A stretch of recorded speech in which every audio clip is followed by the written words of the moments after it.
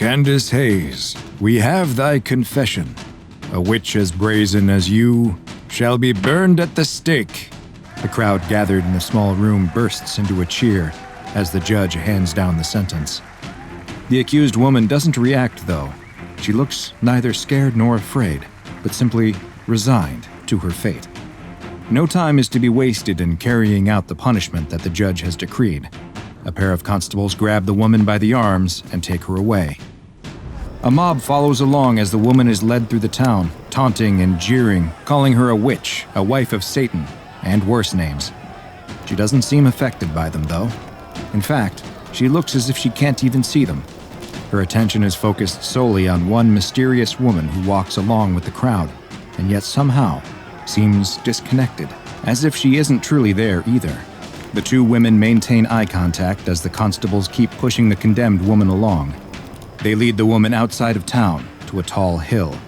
The ropes binding the woman's hands are cut, and she has just a moment to rub her sore wrists before she is forced to the ground and lashed to a piece of wood as another group tosses the last logs onto a nearby pile.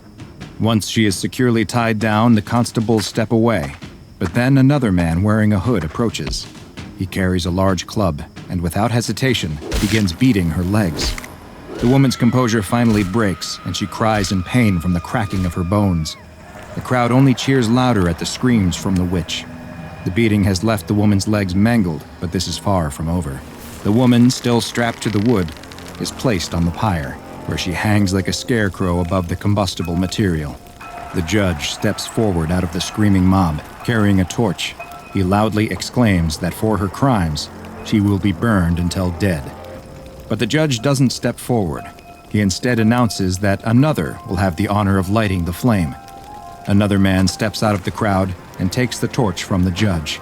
He walks towards the pyre and looks up at the woman.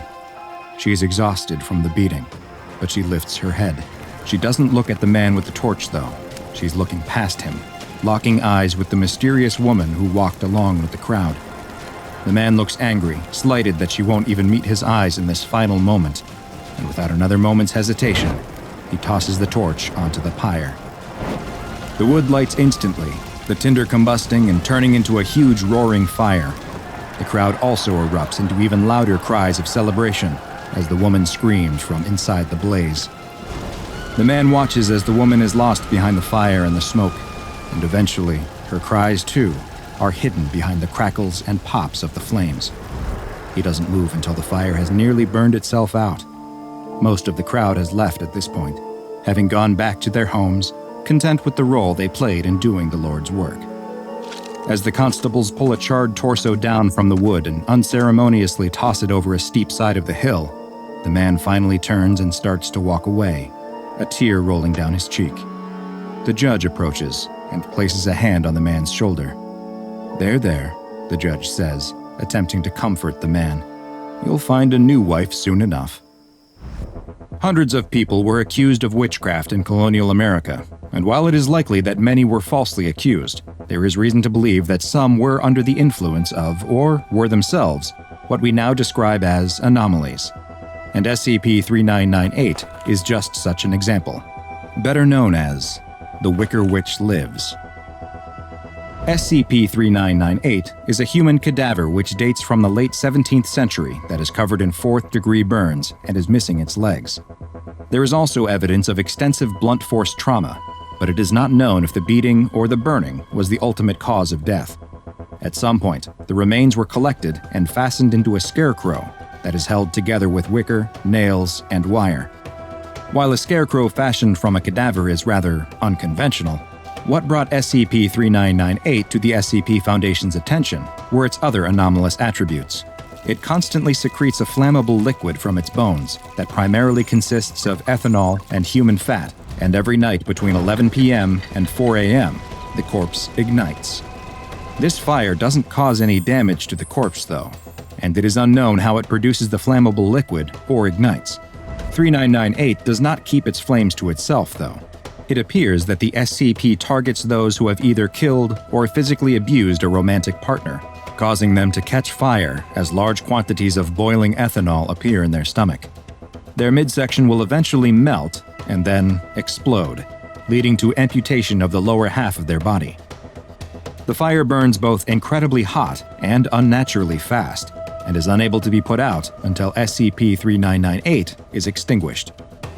A number of historical documents related to the case have been discovered and made available to Foundation researchers that shed light on SCP-3998, including excerpts from a 17th century diary belonging to a woman who lived near where the cadaver was discovered. In the entries, the woman describes attending the wedding of her neighbors, Aidan and Candace Hayes, though Candace did not seem especially happy with the arrangement. Candace is characterized as someone who likes to keep to herself and who does not conform to the era's idea of a good wife. As a result, it appears that she became the victim of abuse at the hand of her husband. The diarist hypothesizes that Candace has brought this fate upon herself due to her behavior, which may stem from her being under the hold of the devil. In other words, the neighbor believes that Candace is a witch. Others must have had the same suspicion, because we also have records of Candace's interview with a Judge William Stoughton, who questioned her about the accusations of consorting with evil spirits. Candace readily admitted to this, though she disagreed that it was in any way evil. She told the judge that the rituals and magics she practiced were not inherently good or bad, and that anyone was capable of using the same tools. She went on to explain that she hated her husband, that she had been forced to marry him, and that he had been nothing but cruel and violent towards her. Candace also mentioned a name, Clovis, that the judge assumed to be the demon that she had made her cursed pact with. Candace appeared to offer no defense or excuses for her actions, and the judge sentenced her to die by burning at the stake, with her husband, Aidan, being the one to light the fire. The story of this witch trial was typical of the time, and that likely would have been the end of what we know about SCP-3998. But another historical document was located that has truly given a new perspective to this anomaly. A sealed letter found in the cellar of a home that is addressed to Candace, though it appears to have been written after her death. The letter is from her secret lover, and describes how they collected Candace's burnt bones from the bottom of the hill before binding them together with wicker and wire. The letter then describes how Candace's husband has recently restocked his own home with gin, which is well known to be extremely flammable. The letter ends with an affirmation of the writer's eternal love for Candace and is signed, Clovis. But perhaps the best information we have about the origin of SCP-3998 comes from an obscure local tale that was passed down orally for years and eventually documented on an urban legend website. The legend tells of a woman who promised her soul to a she-devil who taught her magic, but also offered companionship. When her husband found out, he contacted the local authorities and had the woman arrested. She was tried, her legs were broken, and she was hung up like a scarecrow before being burned alive. Her body was dumped off the side of a mountain, but the she-devil collected her bones and gave her life again. The need for revenge burned in the woman's heart, so in the middle of the night, she doused herself in her husband's gin, set herself on fire once more, and fell upon him as he slept, burning him alive so he could suffer the way that she did.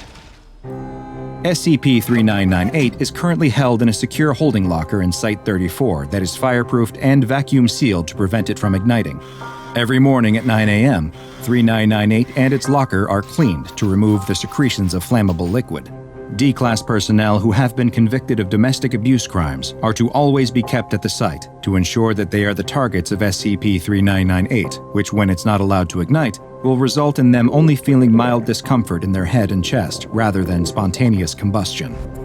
Due to its relatively easy method of containment, SCP-3998 has been classified as safe. However, recent developments have caused the Foundation to rethink this classification. Despite 3998 being securely contained, the number of arson-related homicides in the state of Massachusetts have actually increased following containment, with many showing the same damage to their body as would be expected in a victim of SCP-3998. And while it may be that these are the result of a yet uncaught serial killer who simply happens to employ similar methods of killing their victims, a recent re-examination of the SCP-3998 corpse has revealed more troubling details. The body of SCP-3998 does not belong to Candace Hayes, and in fact appears to be a male who was in his 30s at the time of his death. Following these new revelations, reclassification of SCP-3998 to Euclid is pending. Whether SCP-3998 is the body of Candace's husband Aidan, forced to endure an eternal punishment of burning again each and every night, or if it's some other unfortunate victim of a violent and painful death, is unknown, as is the ultimate fate of Candace and Clovis.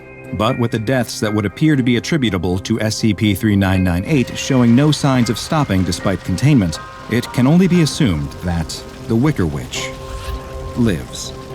A young man tosses and turns in bed. He adjusts his pillow and tries sleeping on his back, his side, his stomach, but nothing works. He rolls over to check the time. 3 a.m. This is the third night in a row he hasn't been able to fall asleep. He feels tired. He wants to sleep. But every time he closes his eyes and sleep starts to creep in, something happens. And suddenly, he's wide awake again. It's as if someone keeps flipping a switch in his brain to awake, and there's nothing he can do to stop it. It's affecting everything in his life. He can't concentrate in class, his work performance goes down the drain. Even his hobbies become completely unenjoyable. All he wants to do is sleep. His friends and family can tell something is wrong. It's as if he has become a different person, and they urge him to go see a doctor.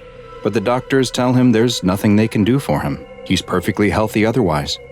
He should try some natural remedies like valerian root and get more exercise. He has no idea how many days he's been awake now. 4, 5, maybe more. At this point, the lack of sleep isn't even the worst part. It's the hallucinations. Sometimes they're just a shadow dancing outside of his vision, but others are incredibly vivid, feeling more real than his now dreary life does. He had to stop going to work and class entirely since he can't concentrate for more than a couple of seconds at a time. His friends don't want anything to do with him, and who can blame them? He has uncontrollable mood swings and lashes out for no reason. He's tried every sleep remedy there is. He took the doctor's advice and exercised as hard as he ever has. But with never being able to sleep, he has no energy left. He's becoming a living zombie. He gets up out of bed but loses his balance and collapses to the floor. He tries to get up, but he can't. He'll just lie there for a while. He starts to drift away, and he readies himself for the jolt that always wakes him back up. But this time, it doesn't come. The wave of sleep that starts to wash over him feels different this time, though. It's heavier, more peaceful, and more permanent. Hi, I'm Dr. Bob, and this is SCP-966, also known as Sleep Killer. SCP-966 is the designation that the SCP Foundation has given to a creature that belongs to a group of anomalous predatory beasts, standing 1.4 to 1.6 meters tall and weighing roughly 30 kilograms. These hairless humanoids have an elongated face, a mouth full of pointed needle-like teeth, and each of their hands has 5 razor-sharp claws that can be up to 20 centimeters in length. Though unlike humans and apes, they are digitigrade, meaning that they walk using only their toes. But you won't be able to see the horrible visage of SCP-966 under normal circumstances, as they are only visible under very specific lighting conditions. They can only be viewed under light that has a wavelength between roughly 700 and 900 nanometers, which is just at the edge of the light spectrum that's visible to humans, stretching into what's known as infrared light. The only exception to this is if their skin, muscles, or organs have suffered from 2nd or 3rd degree burns, in which case, the affected areas of their body will show up under a greater spectrum of wavelengths that are visible to the human eye. Though frightening to look at, SCP-966 are actually quite weak physically, with very low muscular density. Their bones are hollow, similar to birds, and while their claws may be incredibly sharp, they are also easily broken, making them unsuited for use in combat. Additionally, they do not rest through sleep, but will, at seemingly random times, stop all movement and fall into a rest period that lasts roughly 3 to 5 minutes, after which they are able to resume their normal behavior. With all of these physical shortcomings, how did SCP-966 gain a reputation as such a fearsome hunter? The secret lies in their ability to emit bursts of a previously unknown type of wave. Hunting either alone or in pairs, SCP-966 uses this wave to inhibit its prey's ability to enter any of the restful sleep stages, and also stops the ability to microsleep. These waves have been observed to be effective at up to 20 meters, though tests have shown that they can be blocked by post-transition metals, of which lead appears to be especially effective. SCP-966 hunts and feeds on medium to large-sized animals, which includes humans, and once their quarry has been targeted by the sleep-inhibiting waves, the effect is permanent, with no method having yet been discovered that will allow them to regain the ability to sleep. Experiments have shown that unconsciousness can be induced in other ways, such as with the use of general anesthesia, though these methods have ultimately proven to be ineffective, since although the victim is unconscious, they are still not receiving any of the restful benefits of sleep while in that state. The effects of sleep deprivation on humans, both mentally and physically, are devastating. Symptoms can begin setting in after just 24 hours that can include mood swings, memory issues, and sensory impairment. After 2 to 3 days, the body's hormones become deregulated, and bodily functions like hunger, thirst, and temperature fluctuate wildly as cognitive abilities start to dramatically decline. Hallucinations, paranoia, and fits of rage are common, and the risk of death from sleep deprivation increases with each day that passes without sleep. And this is exactly what SCP-966 wants. After surreptitiously sending a burst of sleep deprivation waves at their victim, they will then stalk their prey until lack of sleep finally leads to total incapacitation, at which point SCP-966 consumes them.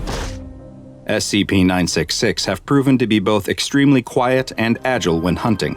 However, they have actually been observed intentionally making threatening noises around their prey, presumably to further increase their already elevated stress levels, and potentially hastening their mental degradation. On rare occasions, they will even physically assault their victim to further degenerate their mental and physical health. Some of SCP-966's prey will experience especially intense hallucinations and bouts of rage, which is theorized to be caused by prolonged exposure to multiple instances of their sleep-stopping waves. Why some victims are exposed to multiple waves when a single instance has been shown to be 100% effective is unknown, and it's hypothesized that they may only engage in this behavior when especially hungry to try and speed up the process, though others have put forth the theory that SCP-966 may take some perverse form of joy in seeing its victims suffer prior to expiring. Wild instances of SCP-966 have been found across the globe, and while the SCP Foundation has been successful in thinning their numbers, they still exist in high enough numbers to pose a serious threat to humanity. For these reasons, they have been assigned the classification Euclid. Mobile Task Forces Iota-1 and Iota-2, codenamed the Dream Hunters and Air Chasers respectively, are continually monitoring for any reports of sudden or violent deaths related to sleep deprivation in order to identify and neutralize the remaining instances of wild SCP-966. 4 SCP-966 specimens, 3 males and 1 female, have been acquired by the Foundation, and they are currently contained in a 10 by 10 meter room that is lined with lead and equipped with infrared security cameras. Each specimen is fed 20 kilograms of meat each month, and in the event that the female specimen gives birth, the new specimen is to be taken for observation and study before being disposed of prior to reaching maturity. A young man is in the middle of one of his regular night jogs through the park. He loves running through this park at night. It's dark, the air is cool, and the sounds of the city that surround the park disappear, offering peace, quiet, and a small reprieve from the busy world. He jogs along a path that winds through the park and starts upon a section that is surrounded on both sides by tall trees. He follows the path around a sharp bend and is stopped in his tracks. Standing there, in the middle of the track, is a figure. It has its back to him and isn't moving. He's tall and so uniformly black that he almost disappears into the night. Whoever or whatever this is, he's scared of it. But the creature doesn't move, and neither does he. He's frozen, unsure of what to do, when the creature suddenly turns his head towards him, revealing a pair of bright, glowing eyes. The runner is so terrified he can't even scream. He falls and crawls backwards in the dirt, trying to get away from the creature. The creature turns its body towards him and begins stepping forward. The runner scrambles to his feet and runs. He's sprinting as hard and as fast as he can, adrenaline pumping, heart pounding, trying to put as much distance as he can between himself and that thing. His muscles burn, his lungs ache, but he can't stop. Finally, he's back at his house, He bursts through the door, locking and bolting it behind him. His girlfriend is reading on the couch and doesn't understand what's going on. After struggling to catch his breath, he tries to explain what he saw on the path, but his girlfriend just laughs. A giant man with glowing eyes. He was just seeing things in the dark. It was probably a dog, nothing that would justify the panic he was now in. The next day, he's left wondering if he really was mistaken. Those piercing, glowing eyes are burned into his mind, though. Maybe his girlfriend was right, and it really was just a dog. Yes, that must be it. His mind was just playing tricks on him in the dark. Even so, he's going to stick to running inside, at least for a little while. But he soon finds that he's having a hard time. He notices that he's running out of breath much quicker than normal. Is he coming down with something? He doesn't feel sick, but then why is he suddenly so weak? 2 weeks have passed since he saw something in the park. No one he brought it up to, not his friends, not his co-workers, have ever heard of such a thing, and no one seemed like they believed him either. At this point, he is feeling sure that he really did imagine it, but he can't get that image of whatever it was out of his head. He can't keep running on a treadmill forever, though. He misses his night runs. It's time to get over his fear. He's running through the park again, enjoying the silence and the light breeze on his skin. He continues down the path, acutely aware that he's getting closer and closer to the spot where he saw that thing before. He can't stop, though. He has to prove to everyone that he's not afraid. He has to prove it to himself. He reaches the part of the path that runs through the tall trees. Just like before, the sounds of the city melt away, the only sound coming from his steady, heavy breathing. He follows the winding path and feels his heart starting to race, but he has to keep going. He rounds the same corner and nothing is there. He slows to a stop. Of course nothing is here. Nothing ever was. He really did imagine it. Or did he? Buongiorno. Today's file comes from the Italian branch of the SCP Foundation, SCP-015-IT, also known as The Boogeyman. SCP-015-IT is a humanoid entity that stands just under 2 meters tall. Its body is devoid of any hair, and its dark, black skin absorbs 98% of all light, making it virtually invisible in low light. Its head lacks a nose or ears, but these missing features are hardly noticed, because if you see 015-IT, its eyes are what demand all of your attention.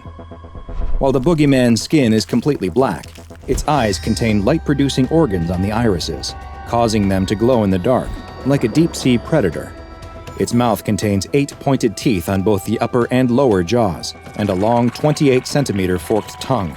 The 2 tips of its tongue each have a hollow, needle-like organ that leads straight into its esophagus. More on what it does with that specialized biological feature soon. Physically, SCP-015-IT is rather slight, but it is surprisingly strong and easily able to overpower an adult human. Its skinny arms are much longer than an average human's, and each of its 4 fingers ends in a razor-sharp claw. It has also been shown to be quite resistant to physical injuries and possesses the ability to heal wounds and damage to internal organs at a hyper-accelerated rate.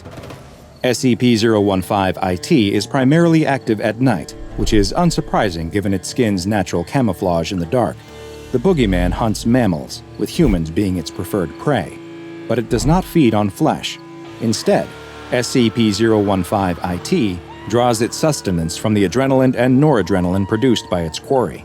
Adrenaline and noradrenaline are chemicals the body produces to increase heart rate, blood flow, and provide more energy to the muscles in moments of stress, or in the case of SCP-015-IT, extreme fear. And it has developed a hunting method to cause this exact reaction in humans. 015-IT will usually hide in dark spots, trying to keep out of sight as much as possible as it stalks its next victim. If it has been able to remain unseen, it will wait for a moment when its prey has become distracted, so it can silently approach them. Once close enough, it will leap towards its unaware victim, grab them, and quickly bite them on the side of the torso, near where the adrenal gland is located. It uses its large teeth to anchor its mouth in place, as it uses the needles on its forked tongue to probe into their body. With one needle, it pierces directly into the adrenal gland and begins draining the blood that is now rich with fear-induced adrenaline. At the exact same time, the other needle releases a mild sedative, allowing 015-IT to feed and then depart without risk, as the victim remains immobile. Another anomalous effect occurs when someone is unlucky enough to actually see the boogeyman.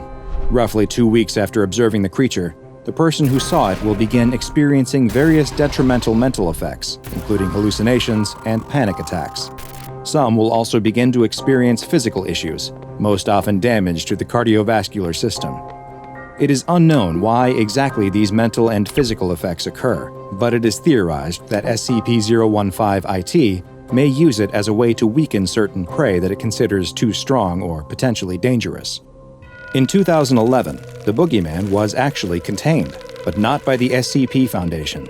The Brotherhood of St. George's Knights is a secret order in the Catholic Church that was created by the Pope in the year 453 to either contain or eliminate all anomalies, and it was this group that first captured SCP-015-IT, which they designated as DIA-212, in line with their own classification system. While it was in their containment, they made a number of discoveries about the creature that they labeled as a shadow demon. First, they found that while it feeds on the fear of its victims by ingesting their blood, it doesn't actually require this to survive. DIA-212, as they call it, is an unstable entity, and feeding allows it to maintain its physical shape in our reality.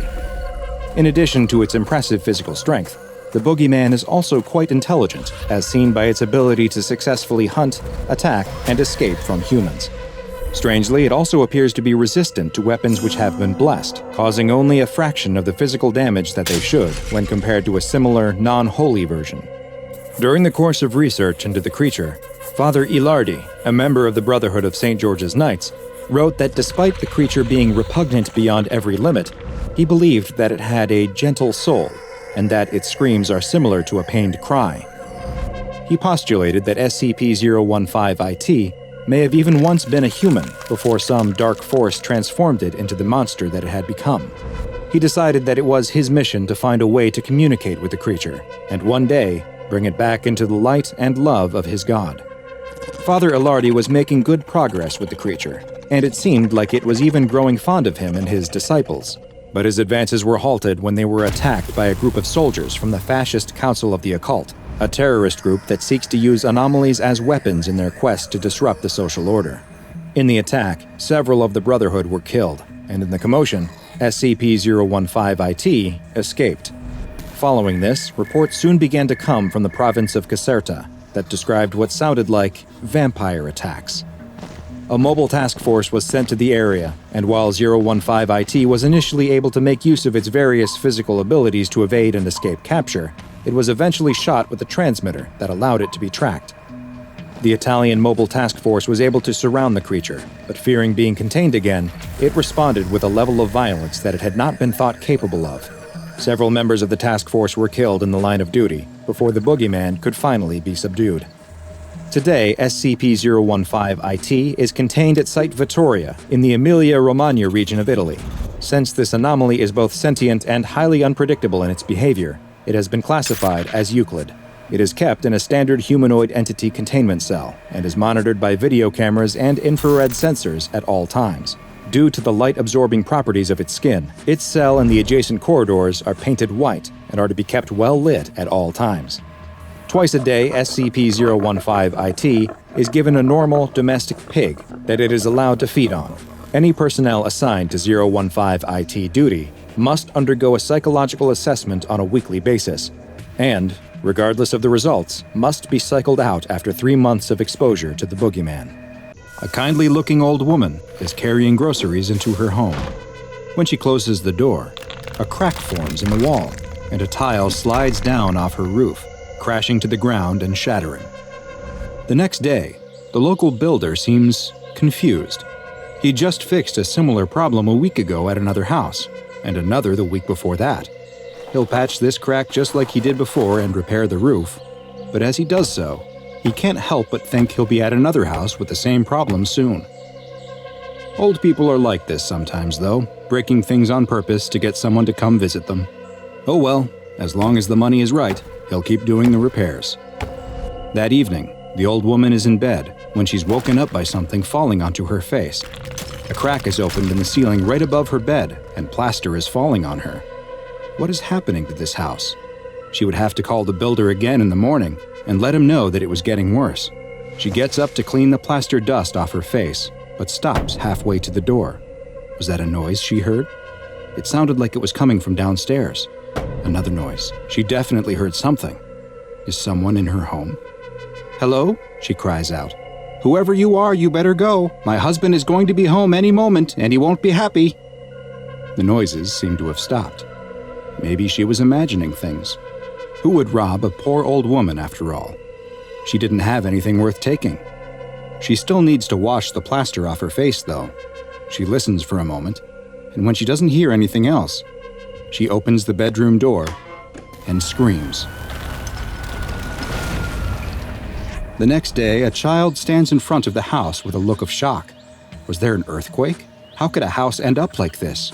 They ring the doorbell, but there's no answer. They knock on the door and are surprised to find that the door is open. "Grandma?" the child cries into the quiet house. No response. The child enters and looks around. The house is a mess. Chunks of plaster have fallen off the walls and ceiling. Shelves have fallen over, spilling their contents. And there's broken glass from shattered light bulbs everywhere.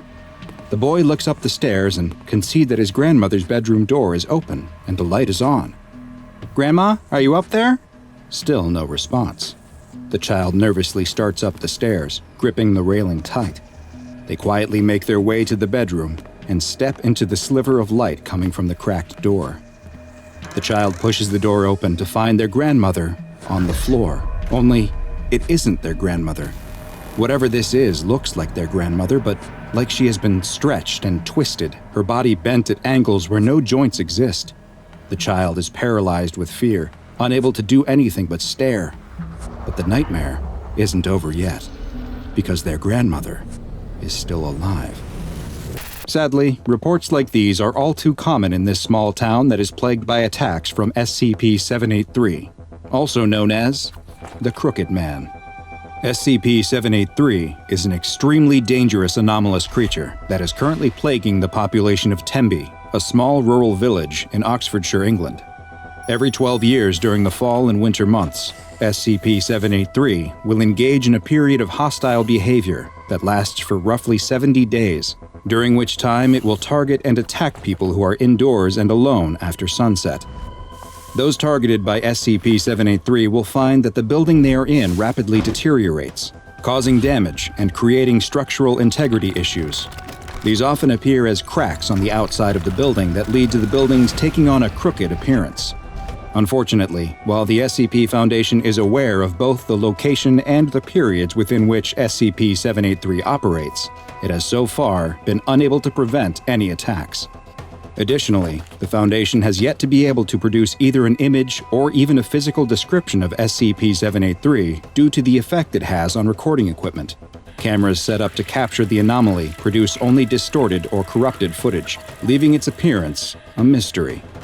Victims targeted by SCP-015-IT meet a fate that is, in many ways, worse than death. Their bodies will experience extreme deformations, as their bones suffer dozens of fractures and are stretched and twisted in various unnatural directions. They are then healed by the rapid generation of cartilage and the growth of extra skin to cover the new elongated limbs, leaving the victims a malformed knot of gnarled extremities. Some of the cases are quite severe, with one victim having just their forearm extended to over 2.4 meters, and another who was left stretched to 12.5 meters in height. Despite the gruesome injuries suffered, the majority of victims are still alive following the attacks, though they will more often than not be left completely paralyzed, in a persistent vegetative state, or both. 27 victims of SCP-015-IT are currently being held in a long-term care facility within a wing of a local hospital that was requisitioned by the Foundation specifically for the care and treatment of 015-IT victims. Like many of the anomalies that the SCP Foundation investigates and contains, many of the residents of Tenby appear to have some awareness of the Crooked Man, and the anomaly has become something of a local boogeyman. Researchers have even documented local school children singing a nursery rhyme that appears connected and may even explain the origins of the creature. It goes, "There lived a crooked man who made a crooked deal. He kept a crooked cane and his catch in crooked creel. He stole a crooked child who cried a crooked squeal, and that crooked little man was broken on the wheel." A month before a recent SCP-783 period of activity was to begin, a Class D personnel, D-209, was sent to live in a Foundation-owned home in the village. Audio and video recording equipment was set up throughout the house in case the D-Class was targeted, in the hopes that some information could be gleaned should something take place. 43 days after he began living in the house, something finally did. One evening while in bed reading a book, D-209 heard noises on the ground floor of the home. Cameras on the first floor experienced corruption and showed only a distortion moving through the house. When D-209 attempted to leave the bedroom and escape the home, they immediately encountered SCP-783.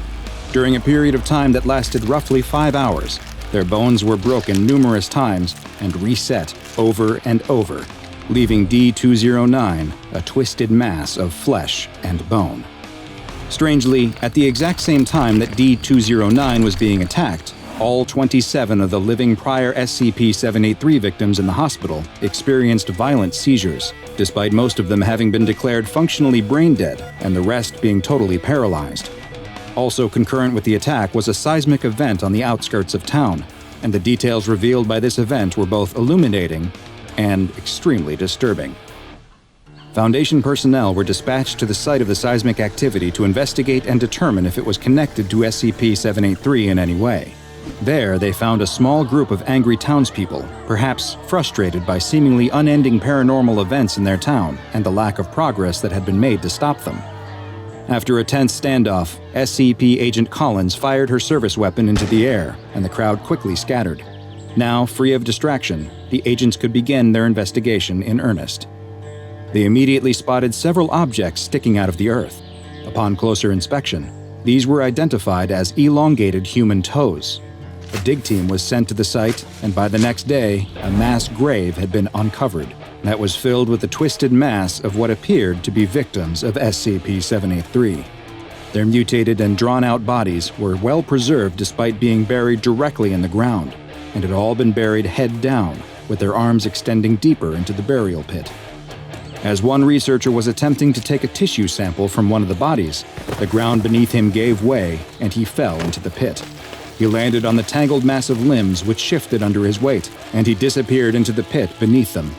Agent Collins immediately found a length of rope, tied it to her waist, and climbed into the pit with instructions to the on-site team to pull her back up when she signaled. Agent Collins descended into the pit beneath the bodies, and after several minutes, she was extracted, though without the missing researcher. At debriefing, she described how she found an anomalous location under the ground beneath 783's victims' corpses, and she was so rattled by what she saw that she was granted a temporary leave of absence. The Foundation had to know more, and a D-Class personnel was quickly selected for exploration of the underground anomaly. D-2172 was equipped with audio and video recording equipment, along with several scientific measurement tools, as well as a firearm, and was lowered down into the pit via crane. Their wired tether to the surface would both send the information they collected back, as well as serve as their lifeline to the surface. As D-2172 was lowered past the mass of corpses into the darkness, they experienced a sense of vertigo, before it was realized that the anomalous effects extended to gravity as well, which had become reversed, and that they would need to start climbing up in order to descend further into the pit. They soon climbed out of the hole surrounded by the reaching, extended arms of corpses, and emerged into an open world with an overcast sky. It looked exactly like the town of Tembe, with the same buildings present there as in our world. The world appeared to be uninhabited, though, with no sign of the missing SCP Foundation researcher. D-2172 began investigating the buildings and found them all to be empty as well, though they did unfortunately find signs of a struggle in one house, with what looked to be evidence of the missing researcher's demise. They continued exploring the area and found that the anomalous properties of the location extended to its borders too. And as the D-Class walked north out of the town, after several kilometers, they found that they were now somehow back at the southern edge of the town. D-2172 was ordered to return to the entry point, but as they walked, they were suddenly impeded by the deformed body of an SCP-783 victim that stretched across the road in front of them. D-2172 drew and fired their weapon at the entity, but it didn't react, and they were forced to retreat into the nearby woods. After several minutes, they stopped to rest, when they spotted something else. In the distance, the D-Class saw what looked to be a giant white birch tree, and it was coming towards them. As the living tree approached, it became clear that it wasn't a tree at all. What looked like branches were extended bony fingers that it was using to walk. The long branch-like fingers were coming out of the top of the tree, where D-2172 could see their origin. These branches were the elongated fingers of the missing SCP Foundation researcher. D-2172 turned to run as the giant living tree chased them back into the town, firing their weapon at the creature whenever they had the chance, but was unable to stop it. The visual feed was soon lost as the audio continued to broadcast the screams of D-2172. But this wasn't the end of the expedition. The on-site team was surprised to witness after several hours that the tether was pulled on twice, the signal that it should be reeled in. A medical team was sent to the site since it was assumed that D-2172 would need immediate care, and the team began reeling in the line. After several minutes, they spotted the harness that should have been strapped to D-2172, but with nothing in it. They continued to pull, but the harness became stuck on the mass of corpses in the pit. They then noticed that it wasn't actually stuck. There was a hand holding onto the harness for dear life. It was D-2172's hand. The team kept pulling as D-2172's arm kept stretching out of the pit to a length of over 3 meters. But eventually, the resistance became too much. D-2172 lost its grip, and it was seen sinking back into the mass of corpses inside the pit. Following this expedition, it was determined that only special operations teams and mobile task forces would be used to explore the dangerous anomalous location in the future. At least 3 such expeditions have been undertaken, though the details remain classified for the time being, and perhaps it is for the best if they remain so. The SCP Foundation will continue to monitor the town of Tembe in an attempt to learn more about SCP-783 and hopefully discover a means to contain it and its related phenomena. Due to the difficulty in containing the anomaly, it has been classified as Keter, and a local building adjacent to the Tembe Hospital has been requisitioned and designated as Provisional Site 5 in order to accommodate the increased Foundation presence. As the SCP Foundation continues to research this mysterious and highly dangerous anomaly, any victims of SCP-783 are to be retrieved, their injuries cataloged, and then their bodies are to be incinerated. The gleaming steel scissors glide effortlessly through the sheet of red material, slicing through as if nothing was there. The blood-red fabric parts to either side. A pair of hands pick up one of the pieces and hold it up into the air. The man admires his handiwork before draping the cloth on a dress form and pinning it in place. Although there are many tables in the large room with sewing machines and mannequins next to them, they're all empty. The man works all alone in the big room. And it is impossible not to notice that he's an incredibly handsome man, too. So good-looking that no matter your preferences, you can't help but stop and take notice of his perfect facial features, his slim, fit physique, his lithe, dexterous hands. He brushes a strand of dirty blonde hair away from his vibrant blue eyes and takes a pin out of his mouth before adjusting the fabric just a millimeter more before sticking it in place. The man steps away from the dress form and admires his work. There. Absolutely perfect.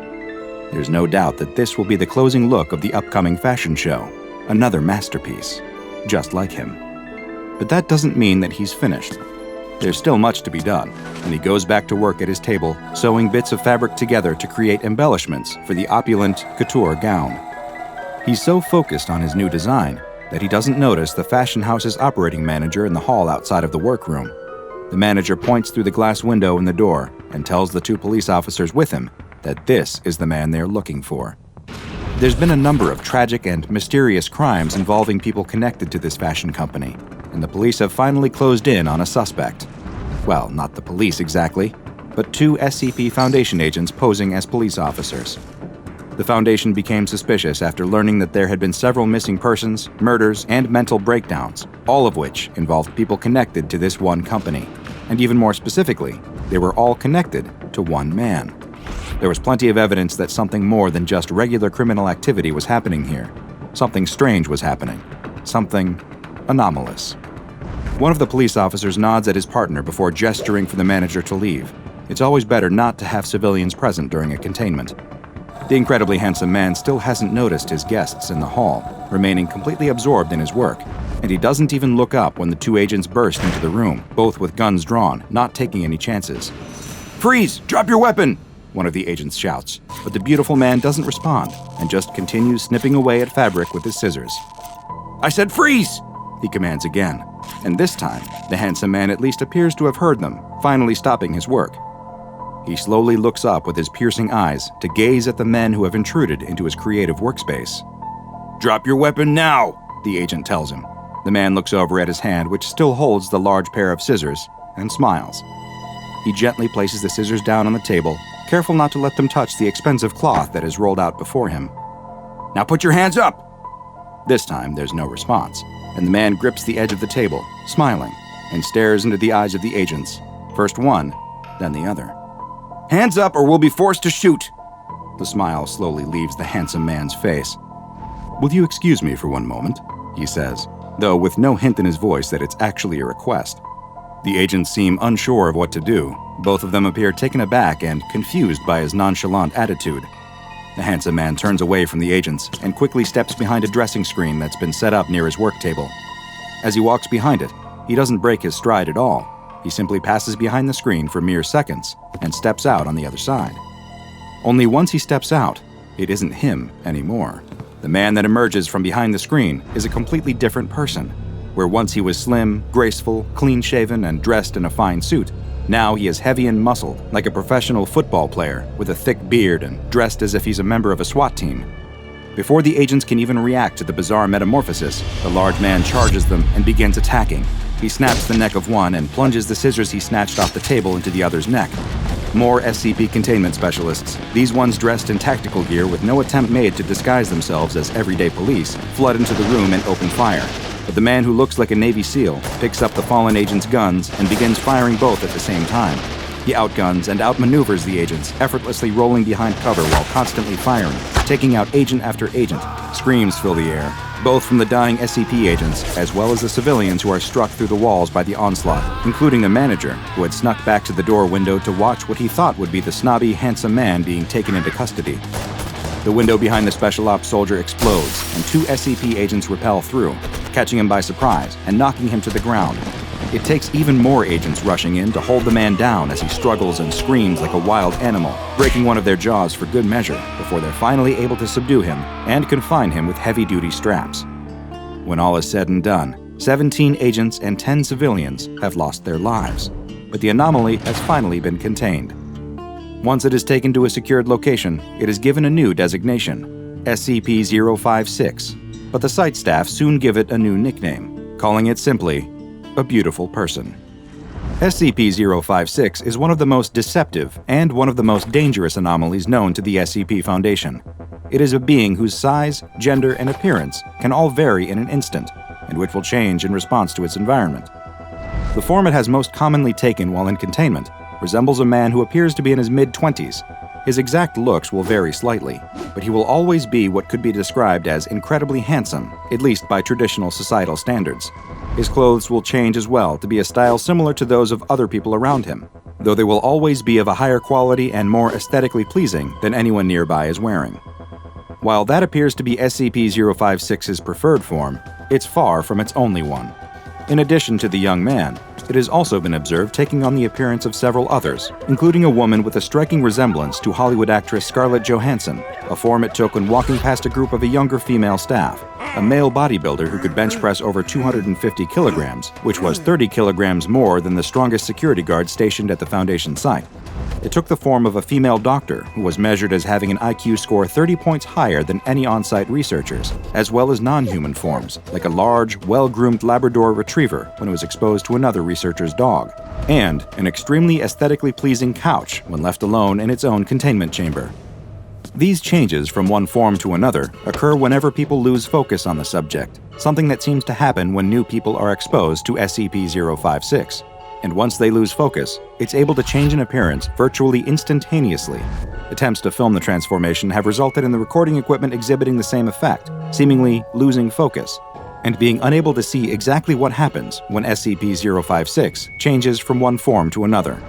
Its clothing will change along with its bodily form, though so far it hasn't been observed manifesting weapons or other tools. Great efforts have been made to determine SCP-056's original form, though so far these have all been met with failure. When placed within an empty concrete cell and placed under constant video surveillance, the cameras experienced the same loss of focus that others did, and then were met with a rather surprising figure left in the room. SCP-056 had taken the form of a video camera, similar to the one being used to record it, though a slightly more advanced and expensive model. Additional attempts were made to discover its true form, this time without direct observation equipment, with researchers instead making use of passive scans that could detect changes to life forms. When they left SCP-056 alone and monitored it using these tools, what they found was nothing. There was no detectable body temperature, heartbeat, or even weight.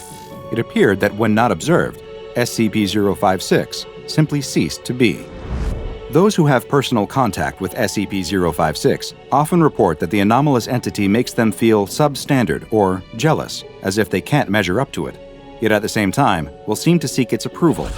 This extends to SCP security staff, who will express a desire to follow its commands, while researchers will try to argue with it, something that usually results in them leaving its containment cell feeling as though they were outwitted by its intelligence. And SCP-056's expert communication abilities seem not to be limited by complex subjects or language barriers. Research has shown it to be fluent in at least 200 different dialects, and it has exhibited an expert level of knowledge in such varied topics as fashion, automobiles, theoretical science, sports, and a multitude of others, all of which it will usually show a greater knowledge of than the person it is conversing with. And despite leaving the conversations feeling dejected about their own abilities, those who talk to it will almost always express a desire to speak with SCP-056 again, as if they can't resist being made to feel inadequate by it. A number of tests were then performed to discover just what form SCP-056 would take when presented with various situations, and the results were rather interesting. In the first, a male Class D personnel was given a knife and told to try and attack SCP-056. 056 quickly took the form of a young, fit man who was able to effortlessly disarm the attacking D-Class and killed him with the knife instead. In another test, a female D-Class entered its cell not with a weapon, but with a bottle of expensive wine. They were met with SCP-056 in the form of a young, beautiful woman who accepted the wine, but upon trying it, spit it out in the D-Class's face and sent them away. Next, researchers sent 2 D-Classes in at the same time, one male and one female, with no specific orders at all. SCP-056 appeared as a beautiful woman in a well-tailored business suit, who proceeded to examine both the D-Classes, pointing out their each and every physical flaw before sending them 2 on their way.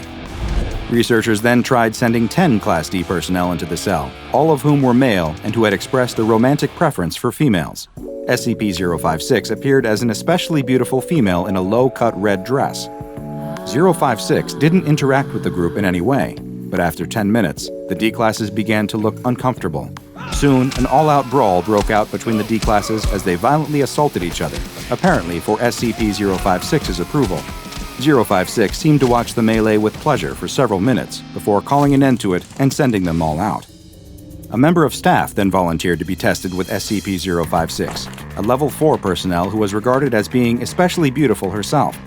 She entered SCP-056's cell, where the anomaly took the form of a similarly beautiful, professional-looking woman, and the 2 proceeded to have a conversation, discussing various advanced personnel management techniques.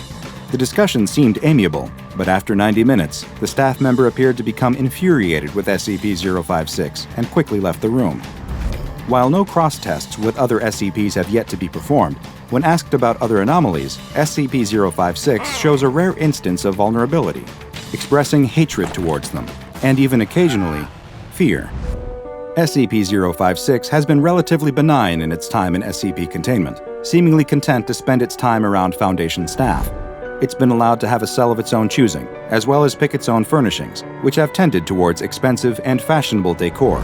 Security staff assigned to guard it are equipped with high-powered tranquilizers, and any staff that exhibit mental irregularities after extended exposure to SCP-056 must undergo immediate psychological examination. It has frequently asked for access to the internet, and when asked why it desires that, SCP-056 responded that the Foundation was unable to provide it with enough sycophants, and that it wanted the whole world to know its face. Needless to say, its request for internet access was denied, and the anomaly, which has been classified as Euclid, continues to be securely cut off from the general public and remains in Foundation containment. The storm wrenches the fishing vessel in half. The yawning sound of metal buckling and ripping can barely be heard over the explosive waves. Crew members pour out of the fragmented ship, washed away with the water, like ants fleeing a flooding nest. The deck lurches and tips upwards into the air. A wave crashes against it, almost knocking the sailor off the railing, but he clings on for dear life. Soaked through, shivering violently, and feeling the dreaded exhaustion creeping into his limbs, he looks around helplessly as his crewmates drown around him. Only one man remains on the deck with him, but the captain's usual steely confidence has gone.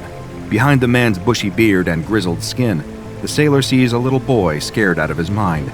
The captain grabs the sailor by the scruff of the neck and hauls him close enough for them to shout over the sound of the seas around them. "I saw her!" The captain's rambling and ranting, repeating himself and gesticulating wildly at the seas around them. "A naiad! I saw her in the water this morning. Our voyage was cursed from the start. We should never have left port. She's in the water now, she..." A colossal wave throws what is left of the boat through the air. The railing slips through the sailor's fingers as he flies high between the waves. For a moment, the world stands still. It's like he's a gull hovering in place, surveying the carnage beneath him. And there in the water, what looks like.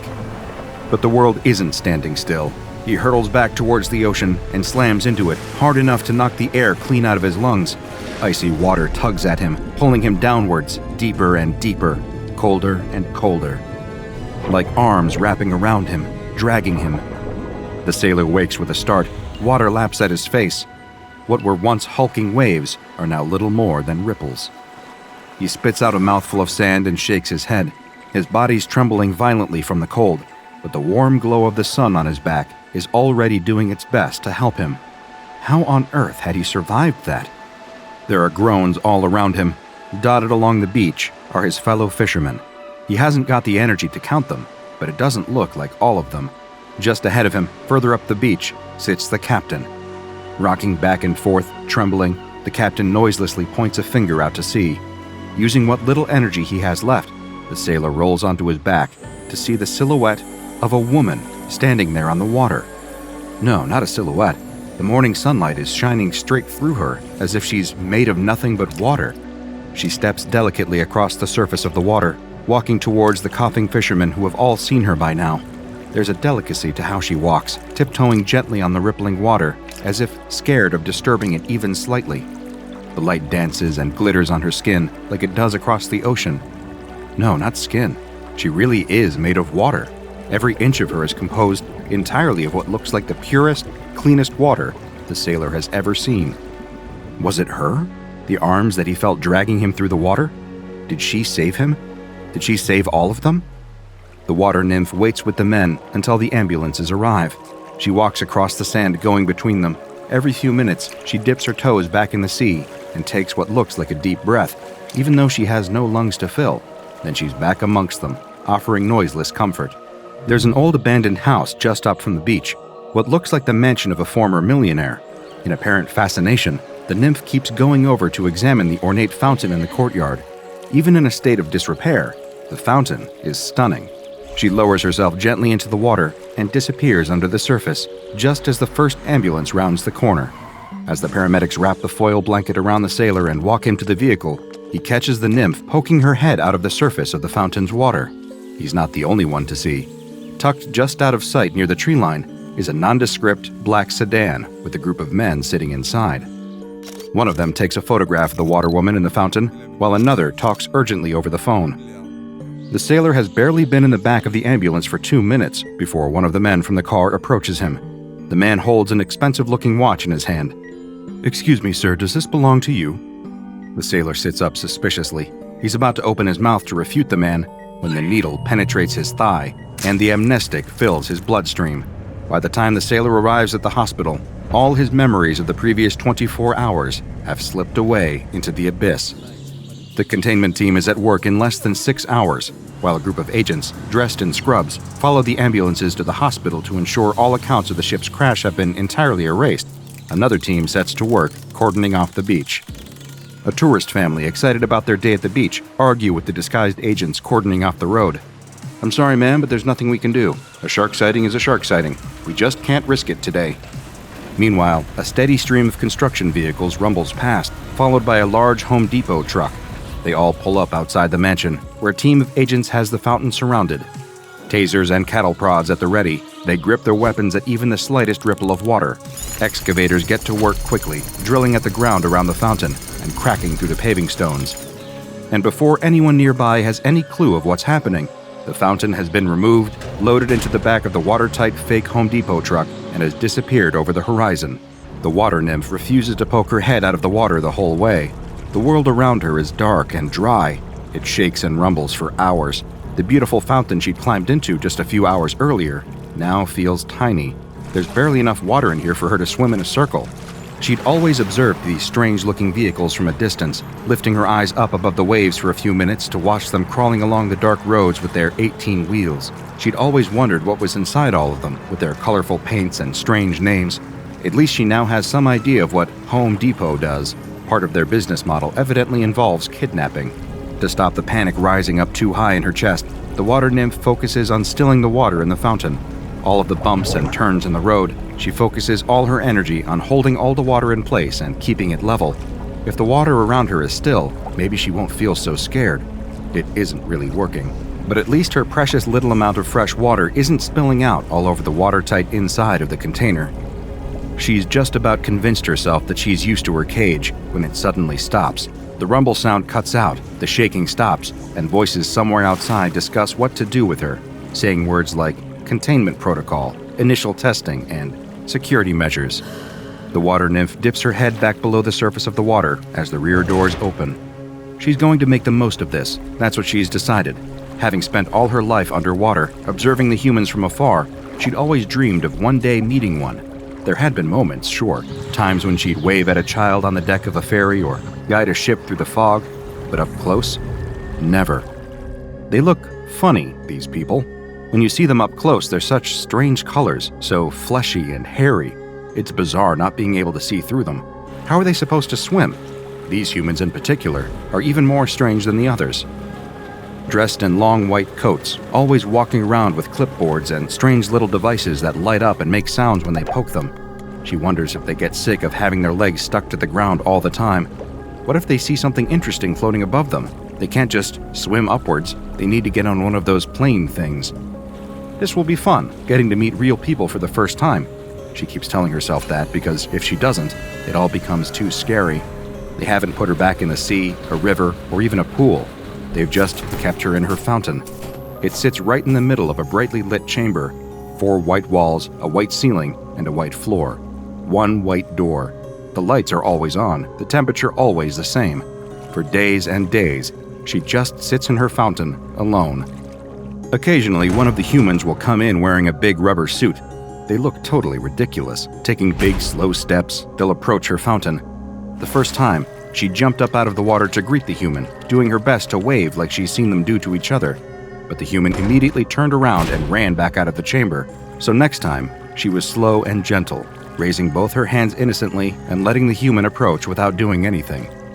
The human lowered some kind of glass container into the water in her fountain and took some of the water away. He must have been thirsty. She's seen the humans get like that sometimes. How they're not thirsty all the time, she has no clue. It doesn't look like there's a drop of water anywhere in them, except for their eyes. She tries to catch the human's eye as he leaves, but he just walks straight out of her chamber, carrying away the little container of water. But this time, she has an idea. She waits patiently for a few days, waiting for another one of the humans to come and see her. It's hard to tell how much time has passed because it's always sunny in here, but it must have been a few days by now. Sure enough, the door opens, and a human in another big rubber costume comes in. She rises out of the water slowly so as not to scare them and lets her form melt and shift. Feeling her body flow into a different shape, she does her best to copy the human's big rubber suit. She's practiced this for years in the sea, copying the shapes of different humans she sees. The human stops walking and stares at her. She tries to wave again. The human waves back. Success! For almost a minute, they stand there waving at each other. She knows this is longer than most humans would wave at each other, but it's just so exciting she can't help herself. Maybe this will be her first friend. Imagine that, having a human friend. The human takes a hesitant step towards her. This is her chance. Lifting herself up and out of the water, the nymph steps out of her fountain for the first time. She pauses, careful not to spook the human. They do scare very easily, but this time, he stays.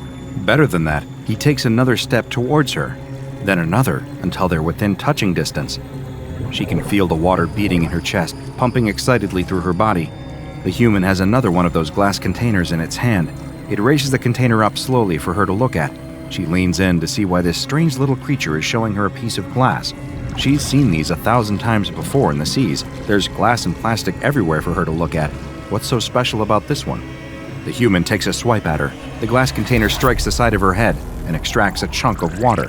She staggers away, hands raised in fear. What had she done wrong?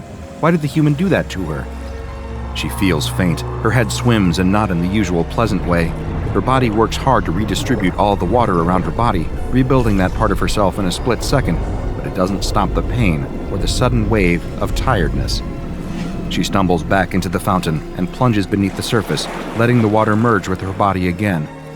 But the surface of the fountain isn't still. It trembles and shakes as she lies at the bottom in fear. Why had the human done that to her? By the time she has the courage to peek out of the water again, the human is gone. The lights in the ceiling seem brighter than ever. The next day is the first time she really misses the sea. She would race from coast to coast, feeling herself getting dragged along in the ocean gyres as she flowed between continents. She would study the rainbow colors of the Great Barrier Reef before catching a current to Venice or Jamaica. She'd hug the bottom of cruise ships and dance in and out of the propellers on the backs of cargo ships. But here, in her cell, all she can do is swim around her fountain, round and round in circles. That is, until the humans return. 3 of them come into her room, each carrying strange long objects. She's not sure she's seen those things before and is desperate for a closer look, but after what happened with the glass the other day, it doesn't seem like a good idea. She still hasn't worked out what she did wrong there, but clearly the human was not happy with her for some reason. Best to be very gentle with them for the time being, until they're proper friends. The 3 humans have a box with them, full of water. She's so excited to see it, she leaps straight out of the fountain before realizing she needs to be careful. Patiently as she can, she approaches the box and touches it. The humans nod encouragingly. Her excitement overwhelms her, and she dives right in. It feels so good to have fresh water to explore, even if it's just a small tank. She barely even notices as they close the lid on her and wheel her into a different room. A glass wall lines the edge of this new chamber. Funny little humans in white coats stand behind it, making notes. She climbs out of her little tank and waves at them. It's a smaller room than her normal one. Why have they brought her in here? A slamming noise behind her makes her jump, and she spins around to see the 3 humans have wheeled away her little tanks on wheels, leaving her alone in the room. She looks around with a little anxiety. There's nowhere to swim in here. Have they made a mistake? She can't be here without water. Doing her best to copy human movements, she tries to mime to the people behind the glass that she needs her water. They don't seem to understand her, just start scribbling even more things on their clipboards. It's warm in here. Warm and dry. This isn't good. In no time at all, she can feel herself drying out. An hour goes by, then another. She's never been out of the water for this long. What are they doing? Don't they understand what she is? Her head starts to feel faint. She slumps down on the floor and turns herself into a ball. Shaped like this, hopefully, she won't be evaporating so fast. Then they'll give her the water back. For hours she sits in a ball, waiting, until mercifully, her little tank on wheels returns, and she's taken back to her fountain. They do the same to her the next day, and the day after that, starving her for hours, then returning her to her fountain. They top up the water in it occasionally, but other than that, they don't seem to be doing anything nice for her at all. Are they doing this on purpose? Surely not. She's their friend. She's being kind, doing all of their weird games even when she doesn't want to. Humans aren't cruel, they wouldn't do that to her. But then she finds herself in a different situation entirely. They do the same as they've been doing for the previous few days, wheeling her into the testing chamber and making her stand there on her own. But it's colder today, much colder. She tries to explain to them through the glass, rubbing her shoulders and shivering, but they just keep making their notes. This isn't good. She can't stand the cold. It's not good for her. Painful crystals start forming on the surface of her skin, stabbing into her and solidifying her body. She cries out noiselessly, but the humans keep going until she feels herself losing consciousness. Weeks go by, and with each experiment they do, The water nymph worries more and more that these humans aren't really her friends. They've started giving her mazes, complex plastic structures that she gets forced unceremoniously into, where she has to swim through various pipes and tubes until she can push a button on the other side. At first, she was expecting a prize. Maybe this is why they had her kept here for so long. They needed help solving these puzzles, and their fleshy bodies couldn't fit through the tubes. But nothing happens when she presses the button. They just pull a plug and drain her out of the bottom. Today, she's had enough. When are they going to put her back in the ocean? She's just going to wait here at the start of the maze until they tell her. It's only fair. The water in her chest leaps for joy as a human enters the test chamber and approaches her. She raises out of the water and waves to greet him, just as he lifts the long, strange device in his hand and jabs it into her chest. The electricity shoots all through her body and sets her mind ablaze. It takes all her strength not to burst into 1,000 droplets. Convulsing and crying, she falls backwards into the maze. The human brandishes the weapon at her again. She has nowhere to go but into the maze. She solves it in a split second, but as she presses the button, she feels a sinking feeling settling over her. What if they don't want to let her out? It's all her fault. What was she thinking? Her one shot at making friends, and she'd blown it. She sits crying in her fountain, feeling her tears flow into the water around her and back into her body. It was the acid. She hates acid, and always has.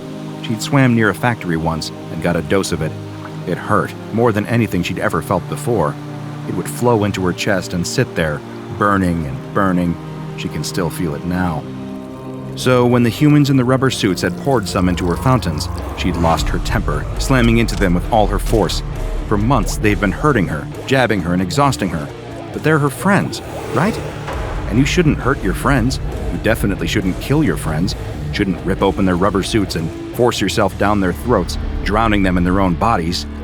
Her fountain's red with blood and burns from the acid. And it's all her fault. What had she done wrong to make them treat her like this?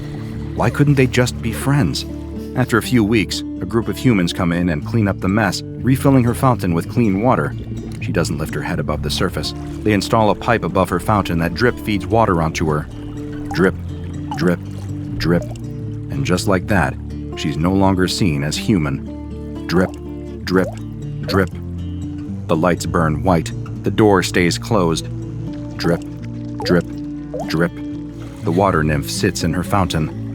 Drip, drip, drip. After a year, she stops crying. A year after that, she gives up on thinking, too. 3 years of near silence pass, with only the sound of dripping water from the pipe, until the door to her chamber opens. Something flutters in her chest. She lifts her head out of the water. A friend? It started with a woman.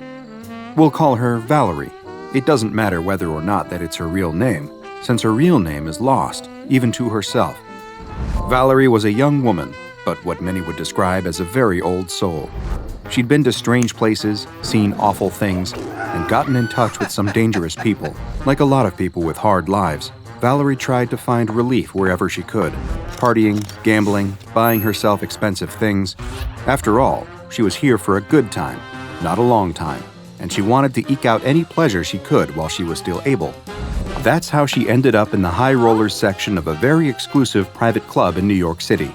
They had the finest drinks, the most attentive waitstaff, and the strangest entertainment.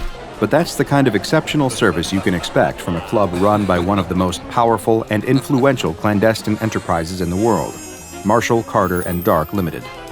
Valerie had no idea who the club's owner was, though. She had come here with a wealthy friend. Well, calling them a friend might be pushing it. She was here with someone she had met earlier that night. But now, as she sipped her drink and played another hand of blackjack, she realized that he was nowhere to be seen. Oh well, she didn't have anybody to please but herself, and the clubs of Marshall, Carter, and Dark can provide plenty of pleasure, as long as you can pay. Valerie's problem was that she didn't have the money to keep living large off of their largesse, and she was about to get a rude awakening as to just how much these mysterious businessmen value their bottom line. If she took a second to think about it, she may have noticed she was out of place among the rest of the clientele. Wealthy businessmen and shady moguls in fine suits. What was a girl like her doing in a place like this? Unless, of course, she was here to fulfill another purpose entirely. Eventually, a bill was presented to Valerie. "Oh, this isn't for me," she told the waiter. "My friend is taking care of everything." When she went to motion towards the wealthy man who had brought her here, she realized that he was nowhere to be seen. "I'm afraid the gentleman I believe you're referring to left some time ago," the waiter told her. Valerie was disappointed, but this kind of thing had happened to her before. She reached for her purse. It looked like she'd be paying for herself that night. "All right, how much do I owe you?" she said as she grabbed a handful of chips from her stack. "I'm afraid you might be a little confused," the waiter told her, eyeing what at most could be a couple $100 in casino chips. "Are you not aware of what you're drinking?" Valerie glanced at the bottle of champagne sitting next to her, and then at the other two identical empty bottles sitting next to it. "It's the champagne he ordered," Valerie answered. "Yes," said the waiter, "but that isn't just any champagne." Valerie's eyes began to grow wide as he went on. "Those are from a very rare and very expensive vintage." "How rare?" Valerie nervously asked. "Extremely rare," the waiter told her. "Each bottle you were drinking cost..." It felt like the room suddenly filled with rushing water. The edges of her vision dimmed as a roar filled her ears as she heard the last thing the waiter said. Each bottle she had drank cost $20,000. When Valerie regained her senses, she was being escorted by a group of tall gentlemen in dark business suits into a soundproof back room, where they explained the severity of her situation. As the fear continued to set in, she started to beg. She said that if they just gave her a little more time, she could earn back the money she owed them. The solemn-faced representative explained to her that Marshall, Carter, and Dark Limited doesn't operate like that. However, there would be other ways that she could pay back her debt to them, but it would be their way. They gave a brief explanation that providing luxury private clubs to an esteemed clientele was only one part of their enterprise. The other side of their business was even more exclusive: an auction house where truly unique products are sold to the highest bidders. And come to think of it, there was a hole in the market that seemed to be just Valerie's size. All they asked for was for her to spend a period of time in their service, and when the debt was repaid, her life would be hers once more. And there was more to it as well. Although she would have to work for them, time would not actually pass for her during her service. She'd get to keep her youth. It would be as if she'd never worked for them at all, a blink of an eye, and she'd be right back where she was. Valerie took just a moment to consider it. She wasn't sure she believed what these men were telling her, but she'd heard and seen some very strange things in her life. Was this really so hard to believe? And after all, what choice did she have? She didn't have $60,000. So she agreed to repay her debt to Marshall, Carter, and Dark, and do whatever that entailed. The representatives assured her that all she'd need to do is lay back and relax. They'd take care of the rest. Valerie didn't remember much after that moment, but she awoke in the dark. She couldn't move any part of her body other than her eyes. The next time she saw the light, she remembered being up on stage, looking down at a crowd of people wielding auction paddles, while an animated auctioneer reeled off the many advantages of some product she couldn't see. Certain words and phrases stuck out. "Fully articulated and posable. Warm to the touch. Not a blemish on her. Never talks back. She'll always look you right in the eye." Eventually, someone won, and she was placed back in the darkness. Years went by, being taken in and out of the dark by strangers, wearing different clothes and being referred to by different names, moving only when she was permitted. Little by little, she forgot the person that she once was. One day ran into the next. It all became a blur of darkness, punctuated by brief flashes of light. Years turned into decades. She never said a word. She forgot what it even felt like to be able to speak. But then one day, out of the darkness, appeared a pair of strangers in black tactical gear who looked at her with an expression somewhere in between pity and disgust. From that moment on, she finally found a new name to replace that empty void. Now, she was SCP-446.